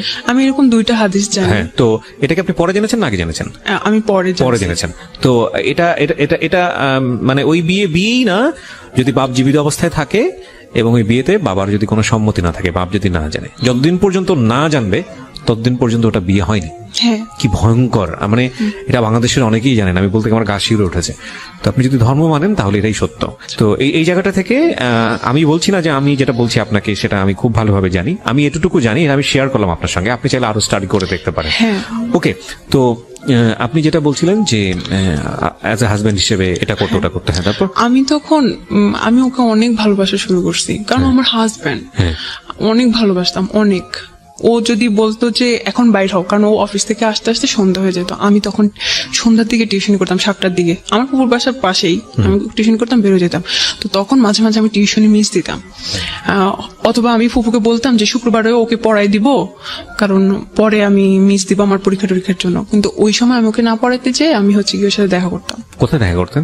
কোথাও চা খাইতে যেতাম, রাস্তায়। আপনার ইন্টেন্স মোমেন্ট গুলো কোথায় পাস করতেন? ওটা ওর বাসাতে? হ্যাঁ। তোর বাসায় আর কেউ ছিল না? ওর বাসায় এমন সময় আমাকে ডাকা হতো যখন কেউ থাকতো না। ওকে, ওটা খুব ব্যাড এক্সপিরিয়েন্স ছিল। আমি যে কিভাবে লুকায় লুকায় যাইতাম, ও আমাকে লুকায় লুকায় ঢুকাইতো, ওটা খুব আমি মাঝে মাঝে খুব গিল্টি ফিল করতাম যে আমি তো ওর ওয়াইফ, তাহলে আমাকে কেন লুকায় লুকায় যাও। আমি নিজে এটা চিন্তা করতাম। আচ্ছা, যাই হোক, তারপরে হচ্ছে 1 মাস পর কি হইলো, না 1 মাস পর না, 2-3 মাস পরে একদিন ওগুলো জানতো। তো ও নাসিরের ব্যাপারটাও জানলো, তারপরে আমার আরো ছেলে ফ্রেন্ডের ব্যাপারটা জানলো। জানার পরে হচ্ছে গিয়ে ও খুব সিনক্রেট করলো যে কি এগুলা তুই খারাপ, এই সেই এরকম। তো ওয়াইফ সম্পর্কে কয় বছর পরে? এটা 3-4 মাস পরে। 3-4 মাস পরই? ওকে, 4 মাসও হয় নাই মনে হয়, 3 মাস পরে। ও একদম রাখবেই না ভাই। আমি ওই দিন কোন ছেলের জন্য আমি এতটা কান্না করছি, আমার শুধু মনে পড়ে আমি আমার দাদুর মৃত্যুতে এত কান্না করছি। আমি ওর পায়ে ধরে বলতেছিলাম, ও আমাকে ওই দিন আমি চেয়ারে বসাচ্ছিলাম, ও হচ্ছে চেয়ারটা ধাক্কা দিছে, যে অনেক ক্রেজি হয়েছিল, আমি চেয়ার থেকে পড়ে গেছি। তারপর আমি ওর যে পা ধরতেছি, প্লিজ এরকম কিছু করেন না, আমার লাইফটা শেষ হয়ে যাবে। তারপরে উনি কোনোভাবেই করে নাই। ওই দিন আমি বাধ্য হয়েছি, আমি চলে আসতে। কি করব, বলতেছি তুই এখান থেকে জানালে আমি তোকে মেরে ফেলবো। তারপর হচ্ছে গিয়ে আমি চলে গেছি বাসায়। আচ্ছা, আমি একটা কথা আপনাকে জিজ্ঞেস করি। একটা যেটা হচ্ছে যে বিয়েটার কথা উনি আপনাকে বলে আপনাকে এই কাজটা করিয়েছে, সেই বিয়েটা নিয়ে আপনার সন্দেহ ছিল বা আপনি হিপনোটাইজ ছিলেন, আমি যে কথাটা যদি মেনেই নেই, তাহলে আপনার ভিতর থেকে কি কখনো এরকম একটা প্রশ্ন আসেনি, প্রচলিত বিয়ে আমাদের যেটা বোঝায় ধর্মীয় রীতি অনুযায়ী, ওই বিয়েটা তুমি যেহেতু করছো তাহলে প্রচলিত বিয়েটাও করে ফেলো, এখানে সমস্যাটা কোথায়? কিন্তু সেটা এখন করব না, কারণ হচ্ছে গিয়ে এটা জানাজানি হয়ে যাবে ফ্যামিলিতে, আমাদের রিলেশন নষ্ট হয়ে যাবে। তোমার এখনো পড়াশোনা বাকি আছে। জানাজানি হবে ফ্যামিলিতে, যে পরেই যেহেতু করবা, তো বিয়ের পরের যেসব বিষয়গুলো সেগুলো বিয়ের পরে করো, বিয়ের আগে করার দরকারটা কি? বাট সে থাকতে পারতেছে না। বিষয়টা হচ্ছে actually this is a very simple logic. একটা ছেলে এবং একটা মেয়ে পরিণত বয়সে পাশাপাশি থাকলে যেই ঘটনাগুলো ঘটার কথা, মূল যে জায়গাটায় গিয়ে সবকিছু থামে, যে জায়গাটায় গিয়ে আসলে সবকিছু স্ম্যাশড হয়, সেই জায়গাটাই যাওয়ার রাস্তাটাই আসলে হচ্ছে হলো দুজন পাশাপাশি থাকা, এবং এই জন্যই বোধ হয় যে মানে ডিস্টেন্স জিনিসটাকে সাপোর্ট করে অনেকে, যে সম্পর্কের জায়গাটা থেকে ডিস্টেন্স রাখাটা প্রয়োজন। বিয়ের আগ পর্যন্ত যেসব ডিস্টেন্স রাখলে বৈবাহিক পরবর্তী যে সম্পর্কগুলো সেগুলো জীবনে আসে না, সেই ডিস্টেন্সটা রাখা প্রয়োজন। প্রচুর লজিক আছে আসলে, একটু যদি ঠান্ডা মাথায় চিন্তা করেন আজকের এই গল্প। তারপর কি হলো, আপনি মেনে নিলেন এটা? তারপর আমি চলে গেলাম বাসায়। আর হচ্ছে কি ওই 1 মাস আমার লাইফের খুব টার্নিং পয়েন্ট ছিল ভাইয়া। তখন হচ্ছে কি আমি যখন ভার্সিটিতে, তখন নতুন নিউ সেমিস্টার, তখন আমাদেরকে মাত্র সি প্রোগ্রামিং শেখাচ্ছে। আমি কিন্তু খুব ভালো স্টুডেন্ট, আমার ভিতরে একটা কম্পিটিশন নিয়ে, আবার যে ওখানে আমাকে ফার্স্ট হইতে হবে, এইরকম একটা মেন্টালিটি নিয়ে আমি ওখানে ভর্তি হয়েছি। ওই প্রোগ্রামিং আমার আর শেখা হয় না। ওই 1 মাসে অলরেডি ওরা অনেক দূর আগে গেছে, আমি এখন পর্যন্ত শিখতে পারি। ওটা আমার লাইফে সবচেয়ে বেশি মানে আফসোস যে আমি সি প্রোগ্রামিং শিখতে পারি না। যাই হোক, তারপরে হচ্ছে গিয়ে ওই 1 মাস এমন অবস্থা, আমার খাওয়া দাওয়া তো বাদ। তারপর শুধুমাত্র একটা বান্ধবী জানতো যে কিনা আমার ভাবির স্টুডেন্ট ছিল। আচ্ছা, সে জানতো আবার সজীবের কথা, তো বলতো যে ধৈর্য ধরো, হয়তো উনি আসবে। তারপর আমিও ফোন দেই নাই, ও ফোন দেয় নাই। আমি একদিন হচ্ছে গিয়ে 1 মাস পরে একদিন, ওই 1 মাসে হয়তো কি আমি আল্লাহর কাছে দোয়া করতাম ওর পরে জানি কোনো ছেলে আমার লাইফে না আসে। আমি অন্য ছেলের কাছে যাওয়ার আগে আল্লাহ জানি আমার বডি ডিস্ট্রয় করে দেয়, এই ধরনের দোয়া করতাম আমি। কেন করতেন? আমি চাইতাম না, কারণ যাতে একটা ছেলে আমার লাইফে থাকুক। আমি চাই না, আমার কাছে এটা খুব ঘৃণা লাগতো নিজের কাছে। আর আমি এরকম, আমি ওকে অনেক ভালোবাসতাম, হয়তো ভালোবাসা থেকে মনে হয়তো যে আমি এভাবেই থাকবো। ওকে, তারপর হয়তো আমি ওকে ভালোবাসা থাকবো, এরকম মনে হয়তো, আমার লাইফ পার করে দিবে এভাবে। তারপরে হচ্ছে গিয়ে ওকে 1 মাস পরে একদিন সকালবেলা আমি সারা রাত ঘুমাইতে পারতাম না। তখন আমি তাহাজ্জুদ নামাজ পড়েও কান্না করতাম ওর জন্য। তো এভাবে আল্লাহর কাছে দোয়া করতাম, হাজবেন্ড সম্বোধন করে দোয়া করতাম। My goodness.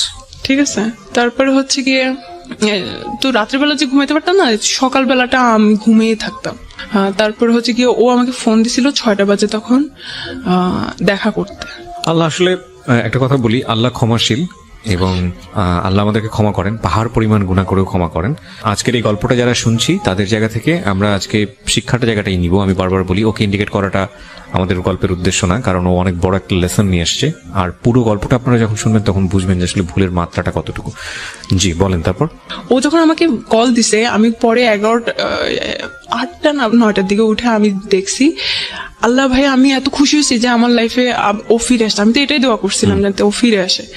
আমি এত খুশি হয়ে গেছি, আমি হচ্ছে কি কিছু না খেয়ে, তখন আমার পেট খারাপ, মানে ওই 1 মাস আমার পেট খারাপ ছিল, কারণ আমি খাওয়া দাওয়া ঠিক করে করতাম না, সারাদিন না খাওয়া থাকতাম, রাত্রেবেলা এসে খাইতাম, আমার পেট খারাপ হয়ে যেত। তো বলতেছে যে উপরে আসো, আমি যে না নিচে আসেন কথা বলি, বলছে না উপরে আসো। তো আমি বুঝতে পারছি যে হয়তো আবার স্টার্ট হবে কিছু। আমি এটাই চাইছিলাম। হয় না হাজবেন্ড ওয়াইফের মধ্যে কোনো ঝগড়াঝাটি হয়, তারপর আবার ঠিক হয়ে যায়। তারপর গেলাম, তারপরে হচ্ছে গিয়ে বললো যে আচ্ছা আমি তোমাকে ক্ষমা করে দিছি, আমিও খুশি। তারপরে হচ্ছে গিয়ে আবার স্টার্ট হলো, আবার এর থেকেই শুরু হয়েছে ঝামেলা। স্টার্ট হয়েছে ঠিকই, কিন্তু অনেক ডমিনেট করতে থাকতো। আমি কিছু ঘটনা বলি, এখানে কিছু ঘটনা বলি, তারপরে এটা শেষ করে দেব। সেটা হচ্ছে কি, আমি ইংলিশে কোর্স করতাম রাইটিং এর। তো ওখানে হচ্ছে গিয়ে ওদের মধ্যে আমি খুব ভালো পারতাম। তো পরের দিন রেজাল্ট দিল, কিন্তু আমি ওই দিন যাই নাই। ওই দিন রেজাল্ট যেদিন দিছে ওই দিন হচ্ছে গিয়ে আরেকটা আঙ্কেল ওখানে ইংলিশ শিখতো, তো উনি বলতেছে যে আজকে আমি সবাইকে কালকে আমি সবাইকে ট্রিট দিব, আইসেন। তো আমি পরের দিনই গেছি, বলছে আপনি তো একটা জিনিস মিস করছেন, গতদিন ছিলেন না, আজকে কিন্তু এই আঙ্কেলটা ট্রিট দিবে, তো আইসেন। ওটা পিঙ্ক সিটিতে। তারপরে হচ্ছে গিয়ে আমি ওকে ফোন দিলাম, আমি আচ্ছা স্যার আমি তো হচ্ছে গিয়ে বাসা বলে আসি না, আমি একটু বাসা বলি। তো আমি আমার ফুপুকেও জানালাম, বললাম আচ্ছা ঠিক আছে যাও খেটে আসো। তারপরে ওকেও ফোন দিলাম যে এরকম এরকম, বলছে আচ্ছা ঠিক আছে আমি কিন্তু তোমাকে ফোন দিতে পারি, যখনই বলবো তখনই কিন্তু চলে আসতে হবে। তো আমি বলছি আচ্ছা ঠিক আছে কখন, কারণ ওরা তো 2টার দিকে ম্যাক্সিমাম টাইমে হচ্ছে 2টায় লাঞ্চ থাকে, ওই দিন শুক্রবার জুমা নামাজের পরে 2টার পরে হয়তো লাঞ্চ থাকবে, তো আস্তে আস্তে একটু দেরি হতে পারে। বলছে না কিন্তু বেশি দেরি করা যাবে না, তাড়াতাড়ি করে চলে এসো, আমি কিন্তু তোমার জন্য অপেক্ষা করবো। আচ্ছা ঠিক আছে, তো আমি গেলাম, ওই কিন্তু পারমিশন দিল, গেলাম।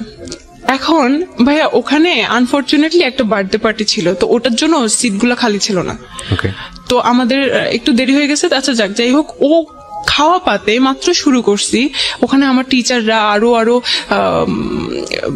ওই ক্লাসের আরো আপু ভাইয়ারা মা কয়েকজন বড় বড় ছিল, সবাই খাইতেছি। ওই টাইমে ও আমাকে ফোন দিতে আসে। ওই সময় আমি কি খাওয়া পাতে ওখানে রেখে চলে আসবো? মানুষ কি ভাববে? ওরা কি জানে আমার রিলেশন আছে বা এরকম কিছু? আমি বলতেছি আমি আসতেছি আর একটু সময়, সে কন্টিনিউয়াসলি ফোন দিয়ে যাচ্ছে।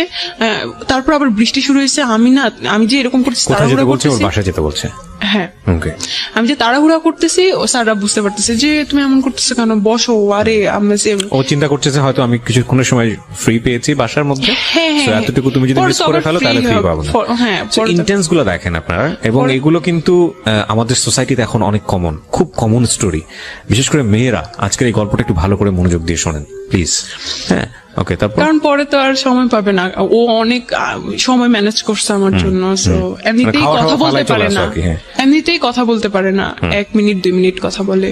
তারপর হচ্ছে গিয়ে আমি তো অনেক করতেছি ওখান থেকে আসার জন্য, বৃষ্টি হইতেছে। আমি বলছি না স্যার আমাকে যাইতে হবে বাসায়। বলছে আল্লাহ এই বৃষ্টি তুমি যাবা কিভাবে, তারও আমি সিএনজি ঠিক করে দিয়েছি। পরে হচ্ছে গিয়ে করতে করতে 5টা বেজে গেছে আমার ওখানে আসতে। পরে আমি ওকে ফোন দিতেছি, ও হচ্ছে গিয়ে পিক করতেছে না। আমি মেসেজ পাঠাইতেছি, ফোন করতেছি, আমি ওখানে 8টা 8:30 পর্যন্ত দাঁড়াইছিলাম ওই জায়গায়, যে ও ফোন ধরবে আমি দেখা করে তারপর বাসায় যাবো। ও ধরতেছিল ওই না। তারপর আমি বলছি আমি কিন্তু এখানে, আমি মাঝে মাঝে খুব করতাম আর কি, ক্রেজি হয়ে যাইতাম। আমি কিন্তু এখানেই দাঁড়ায় থাকবো, আপনি কিন্তু না করলে। ও অনেক ঘাওড়া ছিল, বলছে আচ্ছা ঠিক আছে কতক্ষণ দাঁড়ায় থাকো, জানে তো আমি একটা সময় যাবোই বাসায়। 8:30 9টা বেজে গেছে। তারপর হচ্ছে কি আমি বাসায় চলে আসছি। একটা স্বভাব ছিল কি, কোন ঝামেলা হইলে ও 4 দিন 5 দিন কথা বলতো না, এটা আমার শাস্তি। আচ্ছা যাক, এরকম আমি হচ্ছে গিয়ে ভার্সিটিতে ভর্তি হই, ভার্সিটিতে আসা যাওয়া করতেছি। তারপর আমি হচ্ছে গিয়ে ভাবলাম যে আমার ফুপুর বাসা থেকে ভার্সিটিতে যাইতে প্রত্যেকদিন রিক্সা ভাড়া এটা সেটা অনেক খরচ হয়ে যায়। তো আমি ওখানে মেসে থাকি, ওখানে সাবলেট না মেসে যাই, ওই সব ঠিকঠাক করে দেয়। কয়দিন ঠিক হয়, কয়দিন আবার ঝামেলা হয়, এরকমই হইতে থাকে। আবার আমি হচ্ছে গিয়ে কি করি, ওই যে আমার একটা ফ্রেন্ডের সাথে যে অস্ট্রেলিয়ায় থাকে, ওর সাথে যে আমার ফেসবুকে একটু কথা হয়েছে, আমি ভাবছি যে আচ্ছা ওর সাথে যেহেতু কথা বললে ও রাগ করে, ওর সাথে যে চ্যাটগুলো আমি ওটা ডিলিট করে দেই। তাহলে কারণ অতদিনে আমার ফেসবুক পাসওয়ার্ড আইডি সব ওর কাছে। আচ্ছা, আমার কোনো সমস্যা নাই, আচ্ছা ঠিক আছে। ওটা আপনার কাছে ছিল? কখনো না, আমি চাইও নাই। The most common case of our society. মানে আমি বাবারা বলছি, মেয়েরা একটু ভালো করে শোনেন, এবং ইউটিউবে যারা দেখছেন দেখেন, এগুলো আমাদের জীবনে খুব কমন, খুবই কমন ঘটনা আজকাল, কিন্তু এগুলোর পরিণতি ভালো হয় না। এবং খুব আনফরচুনেটলি এই জিনিসগুলো আমরা বুঝে না বুঝে অতি ভালোবাসা দেখাতে গিয়ে এই জিনিসগুলো করে ফেলি। একটা জিনিস খেয়াল রাখবেন, যেই লাভের রেসপেক্ট নাই, যেই লাভে দুজনের প্রতি সম্মান নাই, স্যাক্রিফাইস নাই, ফিউচার নিয়ে চিন্তা নাই, শুধুই এই ধরনের অনৈতিক সম্পর্ক যেখানে ঘুরে ফিরে এবং ইন্টারেস্টটা যদি ক্লিয়ারলি বোঝা যায়, তাহলে সেখানে ডুবে থাকা হলো আফিম খেয়ে যেরকম মানুষ ঘোরের মধ্যে থাকে, বিষয়টা আসলে এরকম। এবং ডেফিনেটলি এটা মেয়েদের জায়গা থেকে খুব বেশি হয়। আফিমটা যতটা পাওয়ারফুল, তার চেয়ে তো কয়েকশো গুণ পাওয়ারফুল বোধ হয় তাদেরকে ইমোশনালি ব্ল্যাকমেইল করলে। ফাইন, ইমোশনালি আপনি তাদেরকে ব্ল্যাকমেইল করেন, they will do anything for you, কিন্তু এটা যে কত ভয়ঙ্কর হয় শেষ পর্যন্ত জীবনে এসে, হ্যাঁ, এবং এটা আসলে বোঝা উচিত। একটা মানুষকে আপনি যদি মনে করেন যে ফাইনালি এই মানুষটা আপনার জীবনের জন্য, তাহলে বিয়ের আগে যে সম্পর্কগুলো এক্সারসাইজ করা উচিত না, সেই সম্পর্কে কোনোভাবেই যাবেন না। এটা বিয়ের পরেরই সম্পর্ক। হ্যাঁ, যদিও আমাদের এই জিনিসগুলো এখন অনেক বেশি ইজি হয়ে গেছে, কমিউনিকেশন অনেক ইজি, ফোনের কারণে হোক বা যে কোনো কারণেই হোক, এগুলোর পরিণতি কিন্তু ভালো না, একদমই ভালো না। হ্যাঁ, যদি কোনো কারণেই বোঝেন যে আপনার প্রায়োরিটি এই ছেলেটার কাছে একটু কম, বা যাকে আপনি চিন্তা করছেন, আপনার এটা মনে করার কোনো কারণ নাই যে ছেলেটাকে ছাড়া আপনি বাঁচবেন না বা এই মেয়েটাকে ছাড়া আপনি বাঁচবেন না, কারণ আল্লাহ হয়তো এর চাইতেও ভালো কাউকে না কাউকে আপনার জীবনে রেখেছেন। ডেফিনেটলি যেটা হয় আমাদের জীবনে, আমরা আসলে বুঝি না, আমরা আসলে বুঝতে চাই না, এত বেশি ইমোশনালি থাকি। ইমোশনাল এক ধরনের, এই জন্যই হয়তো কেউ কেউ বলে যে emotion is one kind of drug, খুব পাওয়ারফুল ড্রাগ। মানে ওর মুখের উপর কথা বললে ধরে রাস্তাঘাটে ধরে থাপ্পড় মারতো, ওগুলা কিন্তু এমনিতে মানে থাপ্পড় না, খুব জোরে সোরে। আর আপনি কি মনে করতেন যে হাজবেন্ড মেরেছে এই জায়গাটা জান্নাতে না, যাবে? আমি খুব মাঝে মাঝে হইতাম, আমি খুব ব্যথা পাইতাম, আমি কাঁদতাম, তারপরে আবার হয়ে যেতাম, ভালো লাগতো না আমার জিনিসটা, কিন্তু কি করব, আমি তো আমার হাজবেন্ড, কি করব। না, হাজবেন্ড হলে যে গায়ে হাত তুলতে পারবে বিষয়টা কিন্তু এরকম না। আমি তো এখন ছুটে পারি। হ্যাঁ, আপনার জায়গাতে কোনো ফল্ট ছিল কিনা? একটা যেটা হচ্ছে একটা মানুষ কিন্তু খুব আরাম করে গায়ে, মুখের উপর কথা বললে। আমি এখানে একটা কথা বলি সামিয়া, গায়ে হাত তোলার প্রসঙ্গটা কখন আসে? যখন আপনি নিজেও বুঝতে পারছেন যে না, ও যেটা চাচ্ছে সেটা আমি করতে পারছি না, বা ও বুঝতে পারছে যে না, এটা সমাধান হতে হবে না, কিন্তু আলটিমেটলি পেশি শক্তি এখানে সমাধান। তখন গায়ে হাত তোলা কিন্তু খুব তাড়াতাড়ি চলে আসে না একটা সম্পর্কের মধ্যে, এটা অনেকদিন যাওয়ার পরে গিয়ে এই জিনিসগুলো হয়। সো বোথ সাইড প্রবলেম ছিল ডেফিনেটলি, আপনার জায়গা থেকেও কিছু না কিছু প্রবলেম ছিল। হয়তো আমি মাঝে মাঝে ঘাবড়ানি করতাম। হ্যাঁ, না কিন্তু এখানে আমরা এটা আমাদের অনুষ্ঠানের একটা সীমাবদ্ধতা। যখন কেউ গল্পটা বলতে আসে, সে নিজেকে ওই ফেরেশতার জায়গায় তুলনা করে, মানে আমার কোনো দোষ নাই। না না না, অবশ্যই ডেফিনেটলি কিছু না কিছু ফল্ট আপনার অবশ্যই আছে আপনার জায়গা থেকে, এবং সেই জায়গাটা থেকে আমার মনে হয় অনেক কিছু শেখারও আছে আমাদের। অবশ্যই। হ্যাঁ, আমার ফল্ট গুলাই আমি বলি, আমি হচ্ছে গিয়ে ওই ভিডিও ওই হচ্ছে গিয়ে চ্যাট গুলো আমার ডিলিট করা উচিত হয়নি, এই জন্য সন্দেহটা আরো বেড়ে গেছে। ডেফিনেটলি পারবে। আর আমি হচ্ছে কি মাঝে মাঝে ওকে সার্চ দিতাম। ফেসবুকের পাসওয়ার্ডটা দেওয়া উচিত হয় নাই কেন? মানে আমাকে একটু বলেন তো, এটা অনেকেই দেয়, আমি আসলে একটু ইন্টারাপ্ট করছি বেশি। চাইতেছিল, সে সন্দেহ করছে, সে কারণে যাবে। আমি কিভাবে আচ্ছা, আমাকে একটু বলেন তো খুব সহজ করে, আমি জানি না ইন্টারমিডিয়েটের ছেলেমেয়েদের এই জিনিসটা মাথায় আসে কিনা, একটা মানুষকে সন্দেহ করে কি আটকানো যায়? আমি যদি ধরেন, মানে কেউ যদি, আপনার বয়ফ্রেন্ড যদি আপনাকে সন্দেহ করে, বা আপনার হাজবেন্ড যদি আপনাকে সন্দেহ করে, আপনাকে আটকাইতে পারবে? সন্দেহ করে একটা প্রুফ পেলো যে না, আপনার সঙ্গে অন্য একটা ছেলের রিলেশন আছে, তো সেটা কি সে কিভাবে আটকাবে? হয়তো রিলেশন ভেঙে দিবে বা এই ছাড়া আর কি করবে? সেটার জন্য সন্দেহ করলে তাকে স্পাইং করতে হবে যে লাইক ঠিক আছে, আমি তাকে তার মতো করে চলতে দেই, আমি বিভিন্ন জায়গা থেকে খোঁজ খবর নিয়ে দেখি ঘটনাটা সত্য কিনা। সেটার জন্য তো তাকে তার অ্যাক্টিভিটি ব্লক করা যাবে না।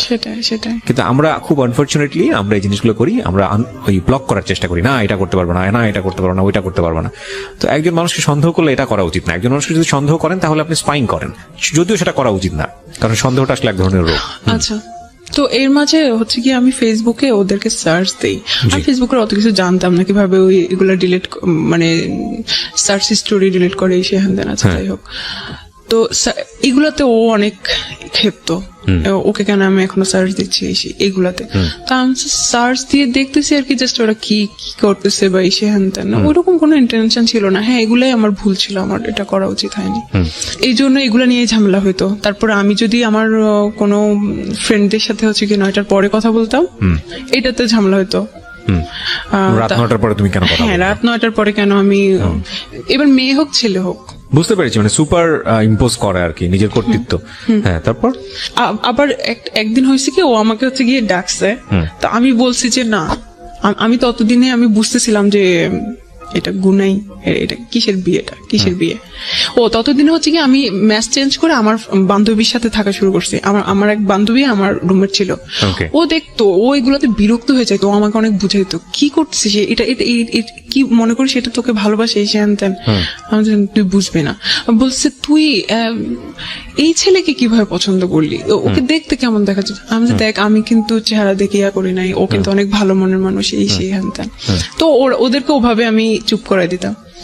ওই ফ্রেন্ডটাকেও দেখতে পারতো না ও, আমার কোনো বান্ধবী বা ফ্রেন্ড তো ওর সাথে থাকার পরে তো আমি সব ফ্রেন্ডের বাদ দিয়ে দিছি, আমি কোনো ও বান্ধবীও দেখতে পারতো না। তো একদিন হচ্ছে কি আমি চাইছিলাম যে আমার কোনো বান্ধবীর সাথে যাইতে, কোথাও ঘুরতে যাইতে আর কি। তো ওকে বলছি আর কি যে আমি আজকে আসবো না। তো আচ্ছা ঠিক আছে, আইসো না, আর কখনোই আসা লাগবে না। একটু ইগোইস্টিক ছিল আর কি, ওইগুলা ওর ইগোতে হার্ট করতো।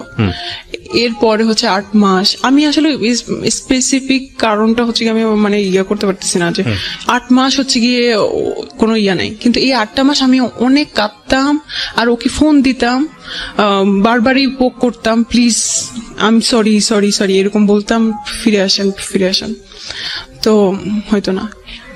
তারপরে হচ্ছে গিয়ে একদিন ও আমাকে বলে যে ও ও এর মাঝখানে ঝামেলা হইতেছে, তো আমি ওই ফ্রেন্ডের কাছ থেকে চলে এসে আরেকটা রুমমেটের সাথে থাকা শুরু করতেছি। তো ওই রুমমেটের সাথে ওর কাছে তো আমার সব ফেসবুক আইডি আছে, আমার ফেসবুক আইডি বা হচ্ছে কি পাসওয়ার্ড এগুলো আছে।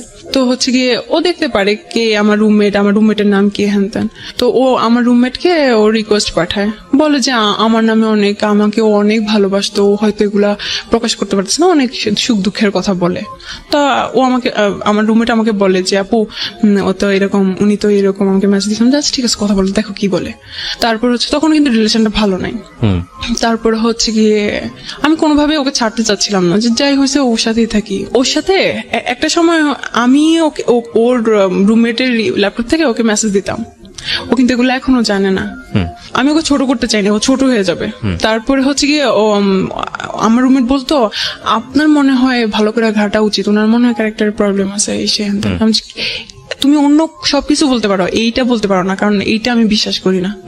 ওটা আমি বিশ্বাসই করতাম না ওর কোনো মেইলি প্রবলেম আছে। তারপর হচ্ছে গিয়ে টুকটাক ফ্ল্যাটিং এখন শুরু হয়ে গেছে আমার রুমমেটের সাথে। তো একটা সময় আমার রুমমেট আমাকে হাইড করতেছিল, বলছিল যে ওই হয়তো ওকে বলে দিছে যে বইলো না। তো হয়েছে কি আমি তখন চিন্তা করতাম ও আমাকে বলে না কেন, ওর ব্যাপারে কিছু কি অবস্থা, ওর কি হইলো। তারপরে আমার বিছানা থেকে আমার রুমমেটের বিছানা দেখা যায়, ল্যাপটপটা এভাবে ক্লোজ। আমার আবার চোখে ভালোই মানে পাওয়ার আছে, আমি হচ্ছে বুঝতে পারি যে কোন চ্যাট বা এসে। আমি হচ্ছে গিয়ে ও আয়নার সামনে কিছু একটা করতেছে, আমি ওর মেসেজ আসছে, নোটিফিকেশনের সাউন্ড হচ্ছে, আমি দেখি যে ওর নাম। তারপরে আমি কিছু বলি না, আমি জাস্ট সময় দিচ্ছি দেখি ও কিছু বলে কিনা ওর ব্যাপারে। তখন আপনার সঙ্গে কোনো সম্পর্ক নাই? না, সম্পর্ক নাই বলতে আমি তো চাচ্ছি, কিন্তু ও আমাকে ইয়ে করে না, ইগনোর করে। ও চাচ্ছে না আমাকে, এরকম আর কি। তারপরে হচ্ছে গিয়ে কি পেলেন আপনি? কয়েকদিন পরে আমি ইচ্ছা করে ওর কথা উঠাইছি যে কি অবস্থা এখন, কি আর মেসেজ দেয়, কি বলছে না তেমন কই না, তেমন কিছু না। আরে আমি কেন ভাই আপনার বয়ফ্রেন্ডের সাথে কথা বলতে যাবো, আমি এগুলোতে ইন্টারেস্টেড না, আপনারা যা খুশি, এমন ভাবে কথা বলো আমার রুমমেট। তারপর আমি বলতেছি আমি তো সেদিন দেখলাম যে মেসেজ করছে, তুমি খেয়াল করো নাই কি বলছে? আমি শুনতে চাইছিলাম যে ও কি বলে। তারপর বলছে ও আচ্ছা তাই নাকি, দেখি নাই তো, আচ্ছা দেখি, আমি চেক করে দেখি। পরে আমাকে সব চ্যাট, আমি বলছি দাও, আমি একদম সাথে যাই ওর বিছানায়, সব দেখি একদম, আমি সব স্ক্রিনশট আমার কাছে নিয়ে আসি, যেগুলো দেখি সেগুলো হচ্ছে কি ওর ফ্ল্যাটিং টাইপ, যেগুলো একদম কবি ভাব, কোনো মেয়ে হ্যাঁ ইচ্ছা করলে সবাই পড়ে যাবে। আল্লাহ কি প্রথমেই বলেছে যে ইমোশনালি ব্ল্যাকমেইল করা, ইমোশনালি দুর্বল করে ফেলা। হ্যাঁ, তারপরে হচ্ছে গিয়ে একদিন ও আমাকে বলে নাই, আমার রুমমেট হচ্ছে গিয়ে তার বান্ধবীর মামার বাসায় গেছিল তারপর রোজার সময়। তারপরে ও এসে আমাকে বলে যে কি আপু জানেন কি হয়েছে, আল্লাহ কি হয়েছে, উনি তো আমার সাথে দেখা করছে। তাই নাকি, কি হয়েছে, কি বলছে? আরে আপনি জানেন না, কয়েকদিন আগে থেকে আমাকে বলতেছিল তোমার সাথে দেখা করবো, কথা আছে। তো আমি ভাবছি আপনার ব্যাপারে কিছু কথা বলবে, হয়তো আমার রিলেশনটা ঠিক করে দিতে পারলে ঠিক আছে, ভালো। ওরা আমার সব বান্ধবীরা জানে যে আমি তার জন্য অনেক উইক, এরকম। তারপরে হচ্ছে কি এই প্রমাণ পেলাম। তারপরে একদিন হচ্ছে আমি ওর প্রোফাইলে যাই, যে দেখি যে আমার একটা ফ্রেন্ড ওর একটা পোস্টে লাইক দিছে। এখন আমি বলছি আল্লাহ, তাও কলেজ ফ্রেন্ড, ও ওকে চিনে কিভাবে, ওর ফ্রেন্ড লিস্টে কিভাবে? আমি আমার ওই ফ্রেন্ডকে নক করি, বলি যে কি অবস্থা, বলতেছে দোস্ত তার সাথে আমার ইদানিং পরিচয় না, আমি জানি না তোর সাথে কি।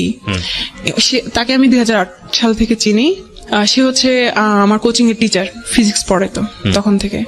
বাট তুই দেখ, সে আমার টিচার ঠিকই, তুই আমার প্রত্যেকটা প্রোফাইল যেগুলো সিঙ্গেল পিকচার সেগুলোতে যে দেখ ও কি টাইপের কমেন্ট করে, এমন টাইপের কমেন্ট যেগুলো আমাকেও করতো, মানে বাহ, মানে অন্যরকম আর কি। তার একটা টিচার মানুষ, সে হচ্ছে তার স্টুডেন্টের ইয়েতে কেমন টাইপের করে, ইভেন আমাকে সে নক করে ফেসবুকে। সে সবসময় আমাকে বলতো যে ছেলেদের পোস্টে লাইক দিচ্ছো, তুমি একটা খারাপ, এই সে হ্যান দেন। কোথাও লাইক দিতাম, কিছু হয়েছে কি, আমি খারাপ, ফেসবুক ইউজ করা যাবে না, হ্যান না তেন না।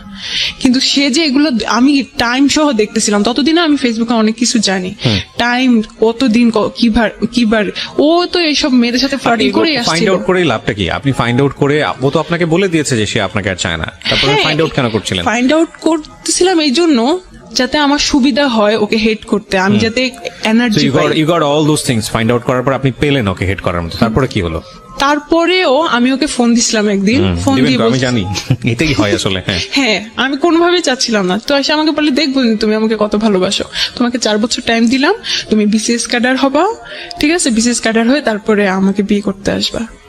তা আমি বলছি, এই 4 বছরে তুমি আমার সাথে কোনো কন্ট্যাক্ট করবে না। তা আমি কন্ট্যাক্ট যদি না করি আমি কিভাবে জানবো আপনি অন্য মেয়েকে, আপনার গার্লফ্রেন্ড হয়ে গেছে কিনা বা এসে হয়ে গেছে, কিভাবে জানবো? বলছি, সেটা পরে দেখা যাবে, পরে আসলেই জানতে পারবো, 4 বছর পরে। আগে বিসিএস ক্যাডার হও তারপরে।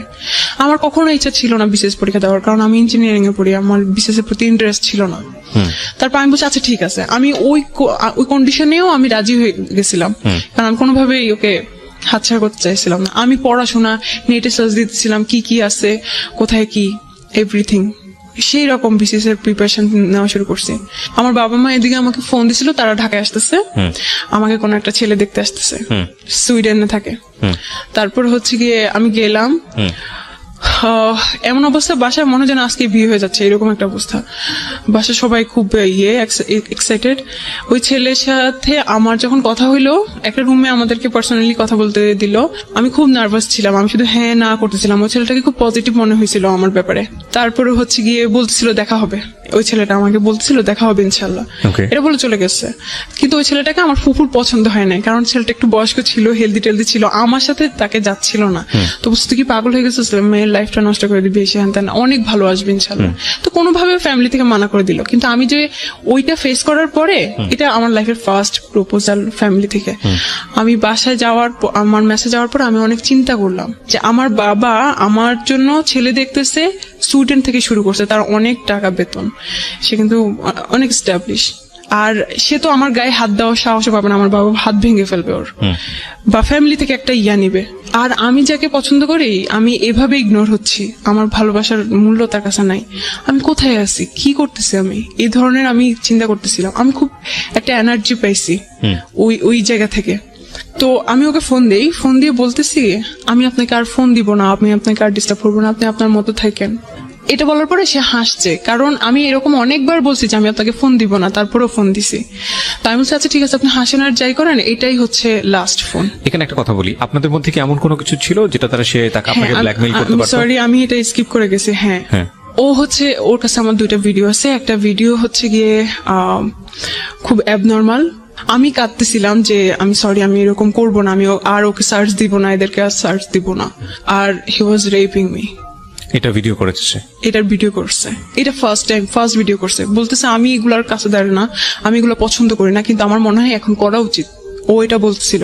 আমি যাই হোক, তারপর এটা ছিল ফার্স্ট পার্ট। আমি জানি, আমি তখন বিশ্বাস করছিলাম ও ওগুলা ডিলিট করে দিবে, কারণ আমি ওকে অনেক বিশ্বাস করতাম। আচ্ছা, তারপর সেকেন্ড পার্ট? সেকেন্ড হচ্ছে গিয়ে ও আরেকটা ভিডিও করছিল, সেটা নর্মাল। এটা তো আপনার সম্মতি ছিল? আমার সম্মতি ছিল, কারণ ওকে একবার তো করছিলই। তারপর বলছে যে এগুলা কিছুই হবে না, এগুলো আমি এমনিতে রেখে দিব। তো আপনি বলেননি যে তুমি এগুলো ডিলিট করে দাও? লাস্টে এগুলো নিয়ে বাংলাদেশে যে পরিমাণ সোশ্যালি যেগুলো একটা ভয়ঙ্কর রকমের ক্রাইম, লাস্ট ফোন কনভারসেশনে কি ছিল? এর মধ্যে যখন ওই যে 8 মাসে আমাদের ব্রেকআপ ছিল, তখনই আমি বলছিলাম প্লিজ এগুলো ডিলিট করে দাও। যদি আমি আমার যদি বিয়ে হয়ে যায়, আমার হাজবেন্ড জানবে যে আমার বউ এরকম আছে, তখন তো এটা ইয়ে হবে। জানো, এটার দাবিদার তো আমিও তো এটাতে রেসপন্স, আমিও এটাতে ইনভলভ, এটা আমার রাখার রাইট আছে। আমি তাহলে যেখানে সম্পর্কই নাই, যেখানে আপনি আমাকে চাচ্ছেনই না, সেখানে এগুলো রেখে লাভ কি আপনার? তো বলতেছে যে সেটা আমি বুঝবো, আমি এটা করবো না। আর তোমার আর কিছু বলার আছে? তারপরে হচ্ছে গিয়ে সেটা কোথায় রাখছে সেটাও আমি জানি। এখনো আপনি জানেন? আমি জানি কোথায় রাখছে। কোথায় রেখেছে? ওর গুগল ড্রাইভে। সবচেয়ে নিশ্চিন্ত জায়গা বাংলাদেশের এখন ছেলেদের এই জায়গাটা, গুগল ড্রাইভ। আমি সেদিন আমার স্যারকে জিজ্ঞেস করছিলাম, আমি খুব software security, sorry cyber security. কথাটা বলা ঠিক হলো না বাংলাদেশের ছেলেদের, কারণ বাংলাদেশের সব ছেলে এরকম না, বাট যারা করে ফ্রড তাদের জন্য বোধহয় একটা খুব সেফ জায়গা হয়ে গেছে গুগল ড্রাইভ। ওকে ভাইয়া, ইদানিং একটু বলি, আমার এই সেমিস্টারে একটা কোর্স আছে সাইবার সিকিউরিটি। তো আমি ইদানিং শিখা শুরু করছি কিভাবে ওয়েবসাইট হ্যাক করে, কিভাবে প্রোটেক্ট করে, কিভাবে ডাটাবেস হ্যাক করে। তো আমি স্যারকে একটা কথা জিজ্ঞেস করছি, স্যার আপনি আমাদেরকে এগুলো শিখেছেন, কিন্তু গুগল ড্রাইভ কিভাবে হ্যাক করে, এটা কি পসিবল? বলছে, হাসতেছিল, যদি এটা পসিবল হতো তাহলে তো তোমারটাই আগে হ্যাক হইতো কোনোভাবে। এটা পসিবল না। হ্যাঁ পসিবল, অবশ্যই, যারা ডেভেলপার তাদের কাছে সবকিছু সেই জায়গাটা নাইবা গেলাম, পসিবল আর ইম্পসিবল। কিন্তু মানে আমি চাচ্ছিলাম, ওকে বলছিলেন যে তুমি এটা ডিলিট করে দাও, বাট কেউ যদি এটা কখনো করে কারো কাছে, করার পর আপনার সামনে ডিলিট করলে এটা যে কপি নাই, আপনি ইনশিওর করবেন আমি কিভাবে শিওর হব? Right. হয়তো সে অন্য একটা ইমেল আইডি ক্রিয়েট করে, জানি না, গুগল ড্রাইভে রাখলেও আপনি এটা নিশ্চিত হতে পারবেন না। কারণ কোন একটা মানুষ যদি আপনি যদি 100% শিওর থাকেন এটা ফার্স্ট কপি, লাইক আপনার সেলফোনে করেছে বা অন্য কোথাও করেছে, প্রথমত করাটাই অন্যায়। করার পরে যদি আপনি নিশ্চিত থাকেন যে এটা ফার্স্ট কপি এবং সেই ফোনটা আপনি সিজ করে ফেললেন বা সেখান থেকে ডিলিট করে দিলেন, কিন্তু তারপরে অনেক সময় নিশ্চিত হওয়া যায় না। আর আপনি যেহেতু তাকে স্পেস দিয়েছেন, সেখানে পারলে 100টা কপি করে ফেলেছে, এখন তো আপনি নিশ্চিত হতে পারবেন না। It's a police case. হ্যাঁ, তো আমি যখন ওকে ফোন দিলাম, তো ও হচ্ছে গিয়ে তখনও বলতেছিল, হ্যাঁ তোমার তো আরেকটা সিম চালু হয়েছে, তুমি তো এখন অনেক কিছু করতেছো। তখনও হচ্ছে গিয়ে ওই কাহিনী। আমি যে দেখেন, আমি আপনাকে ফোন দিছি কিন্তু সম্পর্ক ঠিক করার জন্য না, আমি একেবারে শেষ করার জন্য আপনাকে ফোন দিছি। আমি আপনাকে আর ডিস্টার্বও করবো না, আপনি আপনার লাইফ মতো থাকেন। তো একটু হাসতেছিল। আমি আচ্ছা ঠিক আছে, দেখা যাক আমি কতটুকু পারি কন্ট্রোল করতে, দেখা যাক। অবশ্যই সে আমার ফ্যামিলি মেম্বার, সে অলরেডি জেনে গেছে যে আমাকে কেউ দেখতে আসছে। তারপরে হচ্ছে গিয়ে এটা বলে আমি ফোন রেখে দিলাম 7 নভেম্বর। ওই দিন লাস্ট কথা হয়েছে। এরপরে আমার আর ইচ্ছাও হয় নাই, আমি আর কষ্টও পাই নাই, আমি আর ওকে ফোনও দেই নাই। ও আপনাকে ট্রাই করেছে? না, ও তো আমাকে কখনোই ট্রাই করতো না। ওকে, এখানে এই যে ভিডিওটা আপনি রেখে দিলেন, সারা জীবনের জন্য এটা একটা আতঙ্ক। তো এটা নিয়ে আপনার খারাপ লাগে না, কষ্ট হয় না? হ্যাঁ, আমি আসবো, ওটা নিয়ে তো এখন ঘটনাটা চলতেছে। তারপরে হচ্ছে গিয়ে এইদিকে আমি কি করলাম, আমি আমার ইমেল অ্যাড্রেস চেঞ্জ করলাম, পাসওয়ার্ড চেঞ্জ করলাম, আমার ফোনেও কিন্তু করা, ও দেখতে পারে আমার ইনকামিং কল, আউটগোয়িং কল, এগুলোও দেখতে পারে। আমি অফিসে কল দিলাম, দিয়ে বললাম, এত বেশি তার কাছে ক্লিন হতে গিয়েছেন যে জীবনে কোনো পার্সোনাল বিষয় রাখেননি, সব তাকে শেয়ার করেছেন। সব আমার হাজবেন্ড। চরম পর্যায়ের বোকা। এসএসসি ইন্টার পড়ুয়া মেয়েরাই আসলে এই জিনিসগুলো বেশি করে। হ্যাঁ, তারপর হচ্ছে কি আমি অফিসে কল দিলাম, দিয়ে বললাম যে আমি এটা কিভাবে কি করতে পারি। তারপর ওরা আমাকে বললো, ওয়েবসাইট লিঙ্ক বললো, আমি ওখানে গেলাম, গিয়ে হচ্ছে সব চেঞ্জ করলাম। তারপরে যাচ্ছে ফেব্রুয়ারিতে, 2019 সালে ফেব্রুয়ারিতে আমার সেমিস্টার ব্রেক ছিল। ও এইদিকে কি হয়েছে এটা বলতেই হবে। এটা হচ্ছে কি আমার ভাবি জানতো, আমার ছোট ভাবি, আমার ছোট ভাইয়ের বউ, ফুফাতো। উনি বলতেছে যে তুমি কি পাগল হয়ে গেছো, এগুলো সব ঠিক করো। ও কিচ্ছু করবে না, ওর বোন তোমার ভাইয়ের ভাত খায়, কিছু করবে না ও। আমি খুব ভয় পাচ্ছিলাম, কিছু এভাবে সাহস দিছে। তারপরে সব করছি। তো উনার সাথে আমাকে কথা বলতে দিত না। আমি উনার সাথে কথা বলার জন্য আরেকটা আইডি খোলার পরে ওটা জানতো না, তার আইডি খুলি, তারপর উনার সাথে কথা বলি। তো ওই আইডিতে আমার আরো 2টা ফ্রেন্ড, যাদের সাথে কথা বলতে দিত না, ওই আমার বান্ধবী, কোনো ছেলে ফ্রেন্ড ছিল না, ওদেরকে হচ্ছে কি আমি অ্যাড করার পরে তো ওখানে তখন nika.com নামে একটা ওয়েবসাইট, তখন ওয়েবসাইট ক্রিয়েট করে আমাদের একটা প্রজেক্ট হয় এসে। তো nika.com নামে আমার ফ্রেন্ড হচ্ছে একটা ওয়েবসাইট করবে, ওখানে পাত্রপাত্রী সব করবে। তখন এটাও কি পসিবল, পাত্রপাত্রী নেটেও পাওয়া যায়? তারপর হচ্ছে আমি হ্যাঁ তুই সার্চ দিয়ে দেখিস এরকম অনেক ওয়েবসাইট আছে। আমি সার্চ দিয়ে দেখলাম, সত্যি আসলে ওয়েবসাইট আছে। আমি দেখলাম ওখানে কি আছে, ওখানে অনেকে পোস্ট করে আমার এরকম টাইপের মেয়ে লাগবে, ওইরকম টাইপের মেয়ে লাগবে। তারপর হচ্ছে গিয়ে এটাকে আমার খুব ফালতু মনে হয়েছে, খুব চিপ মনে হয়েছে। ওখানে ওইটাতে আমি দেখার পরে ওই সাইডে আরো অনেক সাজেস্ট আসে যে ফাইন্ড ট্রু লাভ, তারপরে হচ্ছে গিয়ে ডেটিং সাইট এরকম। সো ফাইন্ড ট্রু লাভ, যে ট্রু লাভ এরকম ট্রু লাভ পাওয়া যায় না, এইদিকেও ট্রু লাভ পাওয়া যায় এরকম। তো আমি হচ্ছে কি খুব ইন্টারেস্টেড ছিলাম। আমি হচ্ছে কি ক্লিক করে দেখি যে ওখানে প্রথম যে পোস্টটা, আমি ওখানে ঘুরেও দেখি নাই যে কি আছে, 2-3 দিনও ছিলাম না ওই জায়গায়।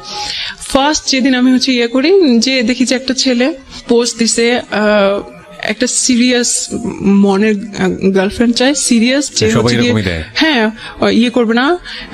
তো আমি না আসলে হচ্ছে গিয়ে ট্রাই করার জন্য আসলে দেখি কি করে ও, আসলে কি কথা বলে। আমার আইডিতে কিন্তু কোনো ছবি ছিল না, কোনো পোস্ট না, কিছু না, ওটা দেখতেই ফেক আইডির মতো দেখা যায়, যে আইডিতে আমি আমার ভাবির সাথে কথা বলতাম। তারপরে হচ্ছে গিয়ে ওই আইডিতে আমি জাস্ট একটা হাই দিই, আমি চলে আসি, ওখান থেকে স্কিপ করে আমি আমার আইডিতে চলে আসি, আমি করি। তারপরে হচ্ছে গিয়ে দেখি কতক্ষণ পর আবার যে দেখি ওই ছেলে আমাকে হ্যালো বলে হাই। তা আমি বলছি আমি বাংলাদেশ থেকে, please don't think that I am fake or something like that. ফার্স্টে কোথা থেকে ছিল আমি না তখন ওর প্রোফাইলটা চেক করি না, যখন ওর দেখতেছি রিপ্লাই দেওয়া শুরু করছি, তখন আমি যে দেখি ও হচ্ছে শ্রীলঙ্কান, বাট ওর ফেসটা হচ্ছে কি খুব টাইপের, ঠিক আছে। তো আমি ওকে অনেক কথা হয়, তো বলতেছে যে আমি হচ্ছে কি ছবি দেখতে পারি, আমি নিজে থেকেই বলতেছি যে আপনি চাইলে আমার ছবি দেখতে পারেন, কিন্তু আমি আমার ছবি হচ্ছে গিয়ে প্রোফাইলে দিতে কমফোর্টেবল ফিল করি না। তারপরে বলতেছিল যে আচ্ছা ঠিক আছে, হ্যাঁ অবশ্যই অবশ্যই, আমি কার সাথে কথা বলতেছি আমি দেখতে চাই। তো আমি আমার ভাইয়ের সাথে থাকে একটা ছবি দিছি, দেওয়ার পরে হিজাব সহ, ঠিক আছে, দেওয়ার পরে ও কতক্ষণ পরে বলতেছিল you are so cute, but এই প্রবলেম, আমাদের এই ধরনের কোনো প্রবলেম নাই, কিন্তু তোমাদের ইয়েতে এইরকম সমস্যা যে কাউকে বিয়ে করে। সে খুব সিরিয়াস ফার্স্ট থেকে, সে ভাবছে যে আমি তাকে রিকোয়েস্ট মেসেজ পাঠিয়েছি হয়তো আমি রাজি যে বিয়ে টিয়ে টাইপের বা রিলেশন করতে রাজি, এই টাইপের ও কথা বলছে। এবং আপনি তার সম্পর্কে তেমন একটা জানেন না? জানি না, কিছু জানি না।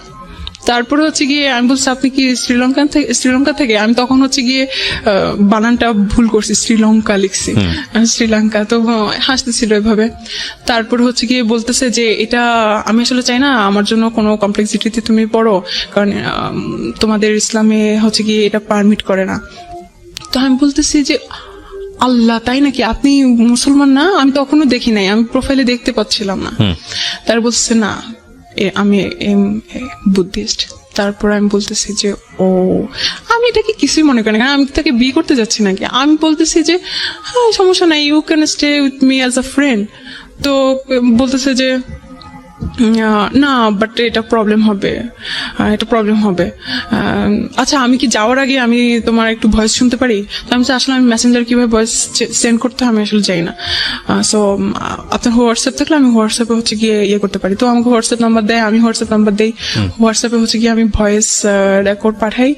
তো ও খুবই ইমপ্রেস আমার প্রতি ফার্স্ট থেকেই, মানে আমার আমার ভাইয়ের সাথে যে ছবি ওটা দেখে নাকি খুব ইমপ্রেস আমার প্রতি। তারপর হচ্ছে কি বলতেছে খুব কষ্ট আফসোস হচ্ছিল আর কি ওর, যে আমি হয়তো ওকে রাখতে পারবো না ধর্মের কারণে, হয়তো ও চলে যাবে এরকম। তাই আমি আসলে হ্যাঁ এটা পসিবল। আমি তখন সিরিয়াস না, আমি এমনিতে বলতেছিলাম যে হ্যাঁ বিয়ে করা পসিবল যদি কেউ কনভার্ট করে। বলছে না আমি তো এটা কখনোই করবো না, আমি তো কনভার্ট কখনোই হব না। তো আমি বলছি তাইলে এটা পসিবল না, কারণ এটা এরকম কোন সিস্টেম নাই। তো বলছে আসলে সিস্টেম নাই না, এটা হচ্ছে কি ও তো ওর ধর্মের মতো কথা বলে, তাই না? ও তো আর আমাদের ধর্মের ব্যাপারে তো জানে না। তো বলছে আসলে এটা মানুষের বানানো রুলস, এটা আসলে সিস্টেম না। তা আমি বলছি যে না, মানুষের বানানো রুলস না, এটা হচ্ছে এরকম এরকম। তো বলছে যাই হোক, আমি মনে করি যে ধর্মের কারণে ভালোবাসা ইয়ে করা এটা ঠিক না, হ্যান তেন। ও ওর মতো করে লজিক দিচ্ছিল। সেদিন হচ্ছে কি আমরা এরকম মানে কথা কাটাকাটি করতেছি সাইলেন্টলি, মানে সেরকম ফাইটিং না। একটা জিনিস খেয়াল রাখবেন এখানে, একটা বিষয় যে এলডিআর যেটাকে বলে লং ডিস্টেন্স রিলেশনশিপের ফিলিংসটা আরো অনেক বেশি দ্রুত দৌড়ায়। মানে দ্রুত দৌড়ায় বলছি আমি যেটা বোঝাচ্ছি যে আসলে একটা মানুষ পাশাপাশি আছে, তাকে দেখে ভালো লাগা, তাকে দেখে জীবনে নেয়া, এটার জন্য প্রচুর ইকুয়েশনের সময় হয়, এবং তারপরে কোন একটা গুণ দেখে হয়তো তার প্রতি মানুষ ইমপ্রেস হয়। কিন্তু লং ডিস্টেন্স রিলেশনশিপে যেহেতু দেখা না দেখা, কাছে পাওয়া, এরকম অনেক বড় একটা দূরত্ব থাকে, তখন অদ্ভুতভাবে সাইকোলজি নিয়ে যারা পড়াশোনা করেন তারা এই বিষয়গুলোকে খুব সুন্দর করে ব্যাখ্যা করতে পারবেন। বাট আমার কাছে যেটা মনে হয় যে আপনার কাউকে ভালো লাগার জন্য আপনার ভিতরে যেসব ফিলিংস থাকা প্রয়োজন, সেই ফিলিংস গুলো নিয়ে যেই মানুষটার অবয়ব আপনার মধ্যে তৈরি হওয়া প্রয়োজন। লং ডিস্টেন্স রিলেশনশিপে এই জিনিসটা খুব দ্রুত হয়, অর্থাৎ আপনার মধ্যে মনে হতে শুরু করে যে না, এই মানুষটা বোধহয় সবকিছু, আমি যেটা চাই সেই সব গুণের অধিকারী। এবং আমার মনে হয় যে মেয়ের ক্ষেত্রে সেটাও হয়েছে। জি, তারপরে কি হলো? তারপরে ভাই ও কোনোভাবে থাকতে রাজি না। আমি আচ্ছা ঠিক আছে, আমার কি সমস্যা কি, আমি এখানে গেছি আমি দেখার জন্য, না হলে নাই। তো আমি বলতেছি যে আমি বারবার এটাই মেনশন করতেছিলাম যে আপনি ফ্রেন্ড হিসেবে থাকতে পারেন, আমার কোনো সমস্যা নেই।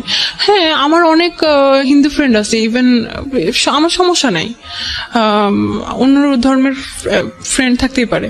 সে বারবার এটাই বলতেছিল যে না আমি তোমাকে কোনো কমপ্লেক্সিটিতে ফালাতে চাই না, বিকজ সে নাকি মানে 5 বছর পরে কিছু একটা ফিল করতেছিল, যে এই ফিলিংসটা সে কখনোই পায় নাই, মানে আপনাকে দেখে। তারপর আমি জাস্ট ওকে একটা ভয়েস মেসেজ পাঠাই, সে আমাকে বলছে যে তোমার কি মনে হয়, তুমি কি এরকম কিছু ফিল করতে পারতেছো, বা তোমার কি মনে হয়? তাই আমি বলছি আমি জানি না, বাট আমি চাই, আমি আপনাকে যেতে দিতে চাই না, আপনি আমার সাথে ফ্রেন্ড হিসেবে থাকতে পারেন। একটু আমি জাস্ট ভয়েস মেসেজ পাঠাইছিলাম। তো ও এইটাকে এত পছন্দ করে এখন পর্যন্ত, বলতে তুমি কতটা অনেস্ট ছিলা, মানে চাওয়া মাত্রই দিয়ে দিয়েছো। হ্যাঁ যে যাইতে দিতে চায় না বা এরকম, ওটার পর থেকে নাকি ও আরো বেশি ফল করে। তারপরে হচ্ছে গিয়ে কি বলতেছে বাংলা জানে প্লিজ, নাকি ও বাংলা জানে না? না বাংলা জানে জানে না, না, okay. বাংলা জানে না, হিন্দি জানে, ইংলিশ জানে এরকম। তো বলতেছে যে আচ্ছা please let's make a plan, কিভাবে আমরা হচ্ছে কি একসাথে হতে পারি। তো আমি কিরকম প্ল্যান, আমি না খুব ইন্টারেস্টেড ছিলাম যে দেখি ও কিভাবে আমাকে ট্রিট করে, ও আমাকে জন্য এতই হয়ে গেছে, এত সিরিয়াস হয়ে গেছে, আমি অবাক হচ্ছিলাম। আমি আবারও একটু ইন্টারাপ্ট করছি, আজকে আমি বেশি ইন্টারাপ্ট করছি, ক্ষমা চেয়ে নিচ্ছি, এবং সেটার প্রয়োজন আছে বলেই। আজকের এই যে সিক্রেটসটা, পুরো সিক্রেটসটা এখানে রিভিল হচ্ছে। বিয়ে বলতে যেটা বুঝি যে কারোর সঙ্গে কারো সংসার হওয়া, কিন্তু বিয়ের হওয়ার আগে বিয়ে পূর্ববর্তী যে বিষয়গুলো, বিয়ে নিয়ে জ্ঞান দেওয়া, প্রপার মানুষকে সিলেক্ট করা, কার সঙ্গে বিয়ে হতে পারে, বিয়ে হলে কি হয়, এই বিষয়গুলো নিয়ে যে জ্ঞান দেওয়া, পরিবার থেকে আসুক বা পরিবারের অন্যান্য সদস্যদের কাছ থেকে আসুক, যে সময় তাদেরকে এই জ্ঞানটা দেওয়া প্রয়োজন, সেটা না হলে কি হতে পারে একটা মেয়ের জীবনে কিংবা একটা ছেলের জীবনে, মূল জায়গাটা এতক্ষণে আপনারা হয়তো রিভিল করতে পারবেন। কারণ আরেকটা ভয়ানক রকমের ঘটনা যেটা ওর জীবনে ঘটেছে, আমি জানি না এটা রেজাল্ট কি, বাট আমাদের জায়গা থেকে এটা ভয়ানকই মনে হবে। ঠিক আছে, আমরা সেদিকে আগাতে চাই। জি বলেন। তারপর হচ্ছে গিয়ে একটা প্ল্যান মেক করা শুরু করছে। ইভেন এটা বলে যে আমার মনে হয় তোমার বাবা আমাকে পছন্দ করবে। তারপর নিজে থেকে সে নিজের দিতেছিল, সে কি করে না করে। সে সফটওয়্যার ইঞ্জিনিয়ারিং এ পড়াশোনা করছে, সে এখন এই চাকরি করে, খুব ভালো বেতন। ভাই আমি এগুলো শুনতে চাচ্ছি না, এগুলো তো সে এখানে এসে কেন পাত্রী খুঁজছে? এত ভালো সেখানে সে কেন পাত্রী খুঁজছে? সেও কি কিউরিয়াসিটির জায়গা থেকে এখানে এসছে, নাকি আপনার মতোই জাস্ট? আমি এটা আজ পর্যন্ত জানি না, জানা উচিত। হ্যাঁ, এগুলো বড় রকমের ভুল। আমি অবশ্যই জানবো। তারপর হচ্ছে গিয়ে ও বলতেছে আচ্ছা ঠিক আছে, আমার বাংলাদেশি ফ্রেন্ড আছে, তুমি চাইলে কিন্তু আমি তোমার বাবার কাছে প্রস্তাব পাঠাতে পারি, এবং সে আমার বাবা আমার সাথে কথা বলতে পারে। একদম এইভাবে সিরিয়াস সে। ভাই আল্লাহর রাস্তায় মাপ চাই, আমার বাবার কাছে পাঠাতে চাও না, উল্টা আমাকে ফোর্স করে বিয়ে দিয়ে দিবে, তোমার জন্য আমার পড়াশোনা বাদ হয়ে যাবে। বলতেছে তাহলে কি করা যায়? আমার মনে হয় তোমার বাবা আস্তে আস্তে। একদিনের কথোপকথনই? একদিনে সুপার ফাস্ট। হ্যাঁ, আমি বলতেছি যে আদারওয়াইজ তো আমরা হয়ে যাবো, তাই না, ডিসকানেক্ট হয়ে যাবো। আচ্ছা ঠিক আছে ভাই, তুমি তোমার মতো থাকো, আমি আমার মতো থাকি। এই জন্য ও এটা এতটুকু পর্যন্ত। কেন ডিসকানেক্ট হবেন? আপনার হোয়াটসঅ্যাপ ইউজ করতে পারতো, মানে আপনার সেটা আপনাকে হোয়াটসঅ্যাপে কানেক্ট করতে পারতো, বা অন্যান্য মাধ্যমে সে আসতে পারতো। হ্যাঁ, কিন্তু একটা মানুষ যখন বলবে যে আচ্ছা ঠিক আছে আমি তোমাকে আর ডিস্টার্ব করবো না, আচ্ছা ঠিক আছে ওকে বাই, দেন তারপরে ও আসবে কিভাবে? ঘটনা যেটা ঘটেছে যে উনি হচ্ছেন বুদ্ধিস্ট আর আমাদের এই বোনটি হচ্ছে মুসলমান। সো প্রথম বাধাটাই ছিল হচ্ছে ধর্ম, এবং এই বাধা এবং আমরা স্টে করবো কিনা, দুটো জিনিস একসাথে মুভ করেছে। তো সম্পর্ক হওয়ার ক্ষেত্রে যদি প্রথম থেকেই বাধা থাকে, সেই সম্পর্কটা খুব তীব্রতর হয়, এবং এটা ওদের ক্ষেত্রে হয়েছে। প্রথম দিনই দেখছে থাকবো না, আসলে জয়ী হবে কি, থাকবো না। হ্যাঁ, তখন দেখা গেছে যে না, এই বললাম না যে ফুল অফ ইমোশন। হ্যাঁ, তারপর হচ্ছে কি আমি আসলে এত কমপ্লেক্সিটির মধ্যে জড়াইতেই চাইছিলাম না, কারণ না ভাই একটা জিনিস থেকেও করতে আমার ওই রিলেশনের সাথে এই সম্পর্কে যাওয়ার যে পসিবিলিটি ক্রিয়েট হচ্ছে, সেটার গ্যাপ কতখানি? মানে আগের রিলেশনটা ব্রেকআপ হয়েছে কত আগে? ওটা তো অনেকবার। না, লাস্ট ব্রেকআপটা হয়েছে লাস্ট হচ্ছে গিয়ে 2017 সালের। মানে গ্যাপ কতটুকু? বয়সের সময়ের গ্যাপ বলতে চাচ্ছি। সময়ের গ্যাপ হচ্ছে 7-8 মাস, 6 মাস।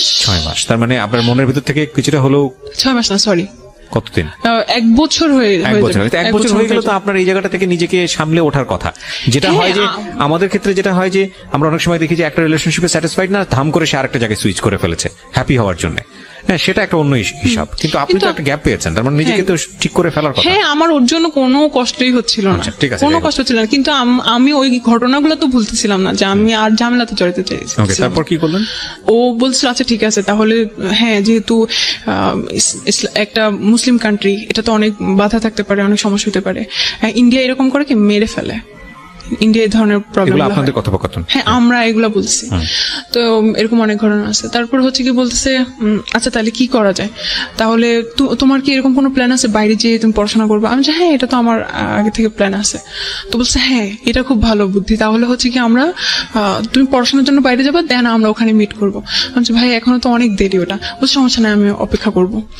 তারপরে হচ্ছে গিয়ে আমি বলছি আচ্ছা ঠিক আছে দেখা যাক। তারপরে কথাবার্তা হয়।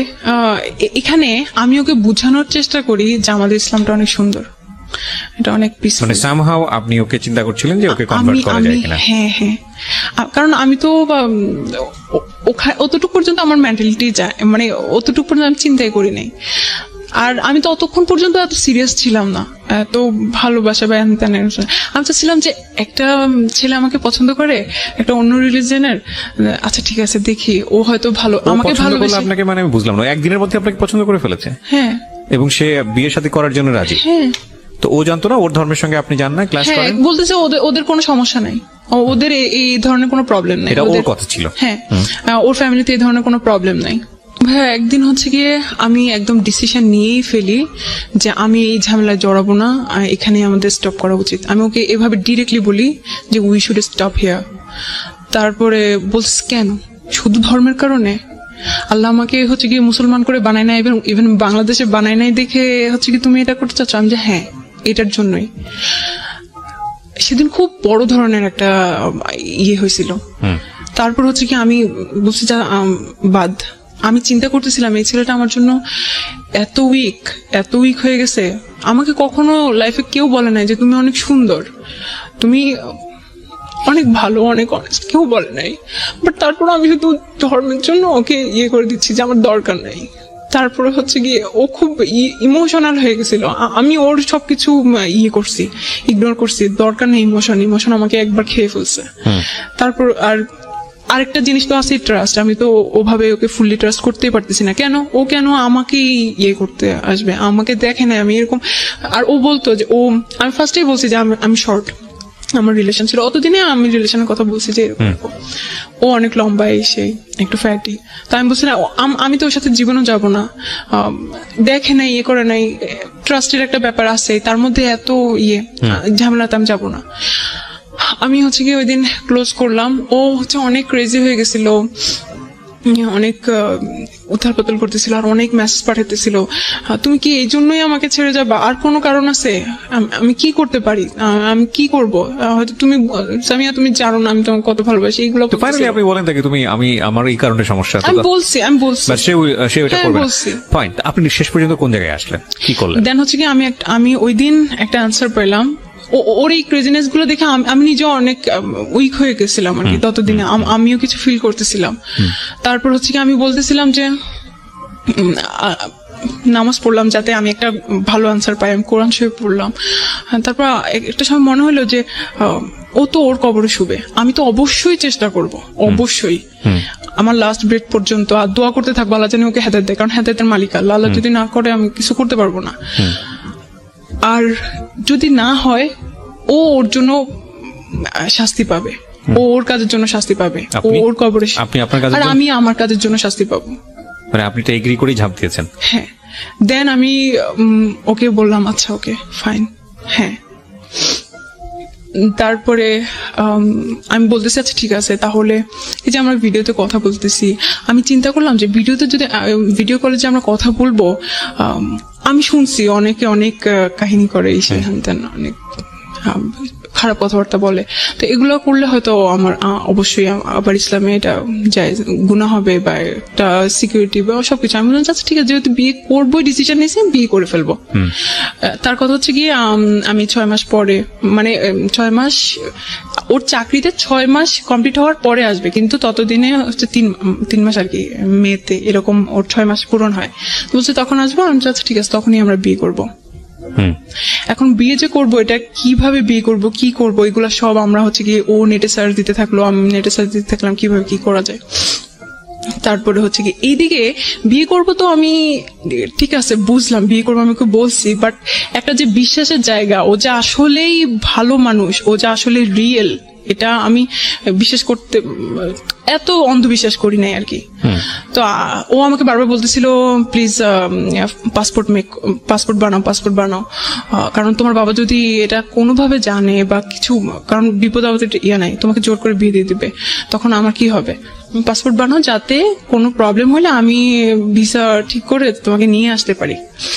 তো আমি বলছিলাম আমি তো স্টুডেন্ট মানুষ, আমার বাবা সব, আমার এক্সট্রা কোনো টাকা থাকে না পাসপোর্টের জন্য। তখন হচ্ছে গিয়ে 3000 সামথিং আপনাকে পাঠিয়ে দিয়েছে এবং আপনি বিশ্বাস করে ফেলেছেন? না, ও আমাকে পাঠিয়ে দিচ্ছে, বলছে যে আচ্ছা ইমার্জেন্সিটা করতে।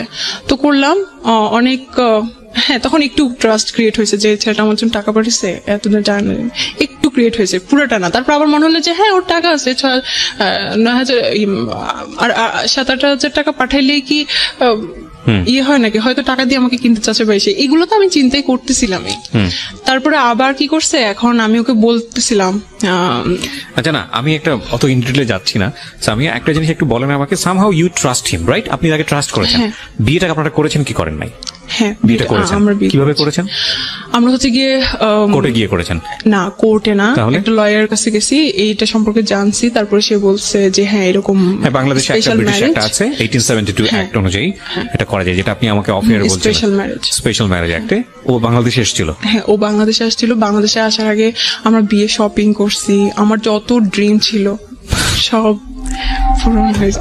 ওকে সামিয়া, আপনি ওই বিষয়গুলোতে আমি যেতে চাচ্ছি না, কারণ মানুষ এখন অনেক কষ্ট পাবে আপনার কথা শুনে, হয়তো রাগ করবে, because we live in the society, আমাদের একটা ধর্ম আছে, আমাদের কিছু নিয়ম কানুন আছে। বাট আমি আবারও বলছি, সেটা হলো যে এটা সামিয়ার জীবনের গল্প, এবং সামিয়া যেটা করেছে সেটা এখানে এসে বলেছে, এবং এখান থেকে আপনার যা শেখার আপনি তাই বলবেন, তাই শিখবেন। সামিয়াকে জাস্টিফাই করা আমাদের অনুষ্ঠানের উদ্দেশ্য না। তবে লেসনটা কোথায়, যেটা আমি বলেছিলাম প্রথমেই, যে ফার্স্ট দেখেন, ফার্স্ট ঘটনাতেও হাজবেন্ড বানিয়ে ফেললো বিয়ে ছাড়াই। সেকেন্ড ঘটনাতে দেখেন, সেকেন্ড ঘটনাতেও বিয়ের তো একটা ধর্মীয় বিধান, সেই ধর্মীয় বিধান অনুযায়ী আমি যতদূর জানি, আমার ক্ষুদ্র জ্ঞানে যতটুকু বলে, আমি বারবারই বলি ধর্ম বিষয়ে আমি কিছু বলতে গেলে আমি আসলে অতটা জানি না। একটা যে মানুষের জীবন চলাচলের পথে যতটুকু জানার প্রয়োজন, বা যতটুকু জানলে হয়তো চলা যায় টুকটাক, অতটুকুই হয়তো বা জানি, বা তার চেয়ে অনেক কম জানি। তো সেই জায়গা থেকে আমি যতটুকু জানি, আমাদের ধর্ম এটা পারমিট করে না, আমাদের ইসলাম ধর্ম এটা পারমিট করে না। প্রত্যেকটা ঘটনা ঘটানোর আগে এটা রেজাল্ট পজিটিভ হলে কি চিন্তা করা উচিত, পজিটিভ হলে আপনি কি করবেন সেটা চিন্তা করা উচিত, নেগেটিভ হলে কি করবেন সেটাও চিন্তা করা উচিত। এবং আমি যেটা বলছিলাম শেষে শুধু একটা কথাই বলতে চাই, প্রিয় শ্রোতা যারা শুনলেন, বাবা মায়ের জায়গা থেকে যারা শুনছেন, তাদেরকে বলবো, আপনাদের এটা সর্বোত্তম দায়িত্ব, সবচেয়ে প্রায়োরিটি দায়িত্ব, যে ছেলে মেয়ের যখনই মোটামুটি বয়স হবে, ওদেরকে বিয়ে এবং সংসার জিনিসটা কি এটা নিয়ে একটা ভালো জ্ঞান দেন, প্রতি মুহূর্তে শেখান, যাতে করে ওরা ভুল সিদ্ধান্ত না নেয়। এবং এটা খুবই জরুরি দায়িত্ব। একাডেমিক পড়াশোনা যতটা গুরুত্বপূর্ণ, তার চেয়েও ভয়ানক রকমের গুরুত্বপূর্ণ হচ্ছে এই বিষয়টা, খুবই গুরুত্বপূর্ণ। কারণ অনেক বড় বড় গ্র্যাজুয়েট আছেন যারা এই জীবনে এসে ভয়ঙ্কর রকমভাবে ভুল করে ফেলেন।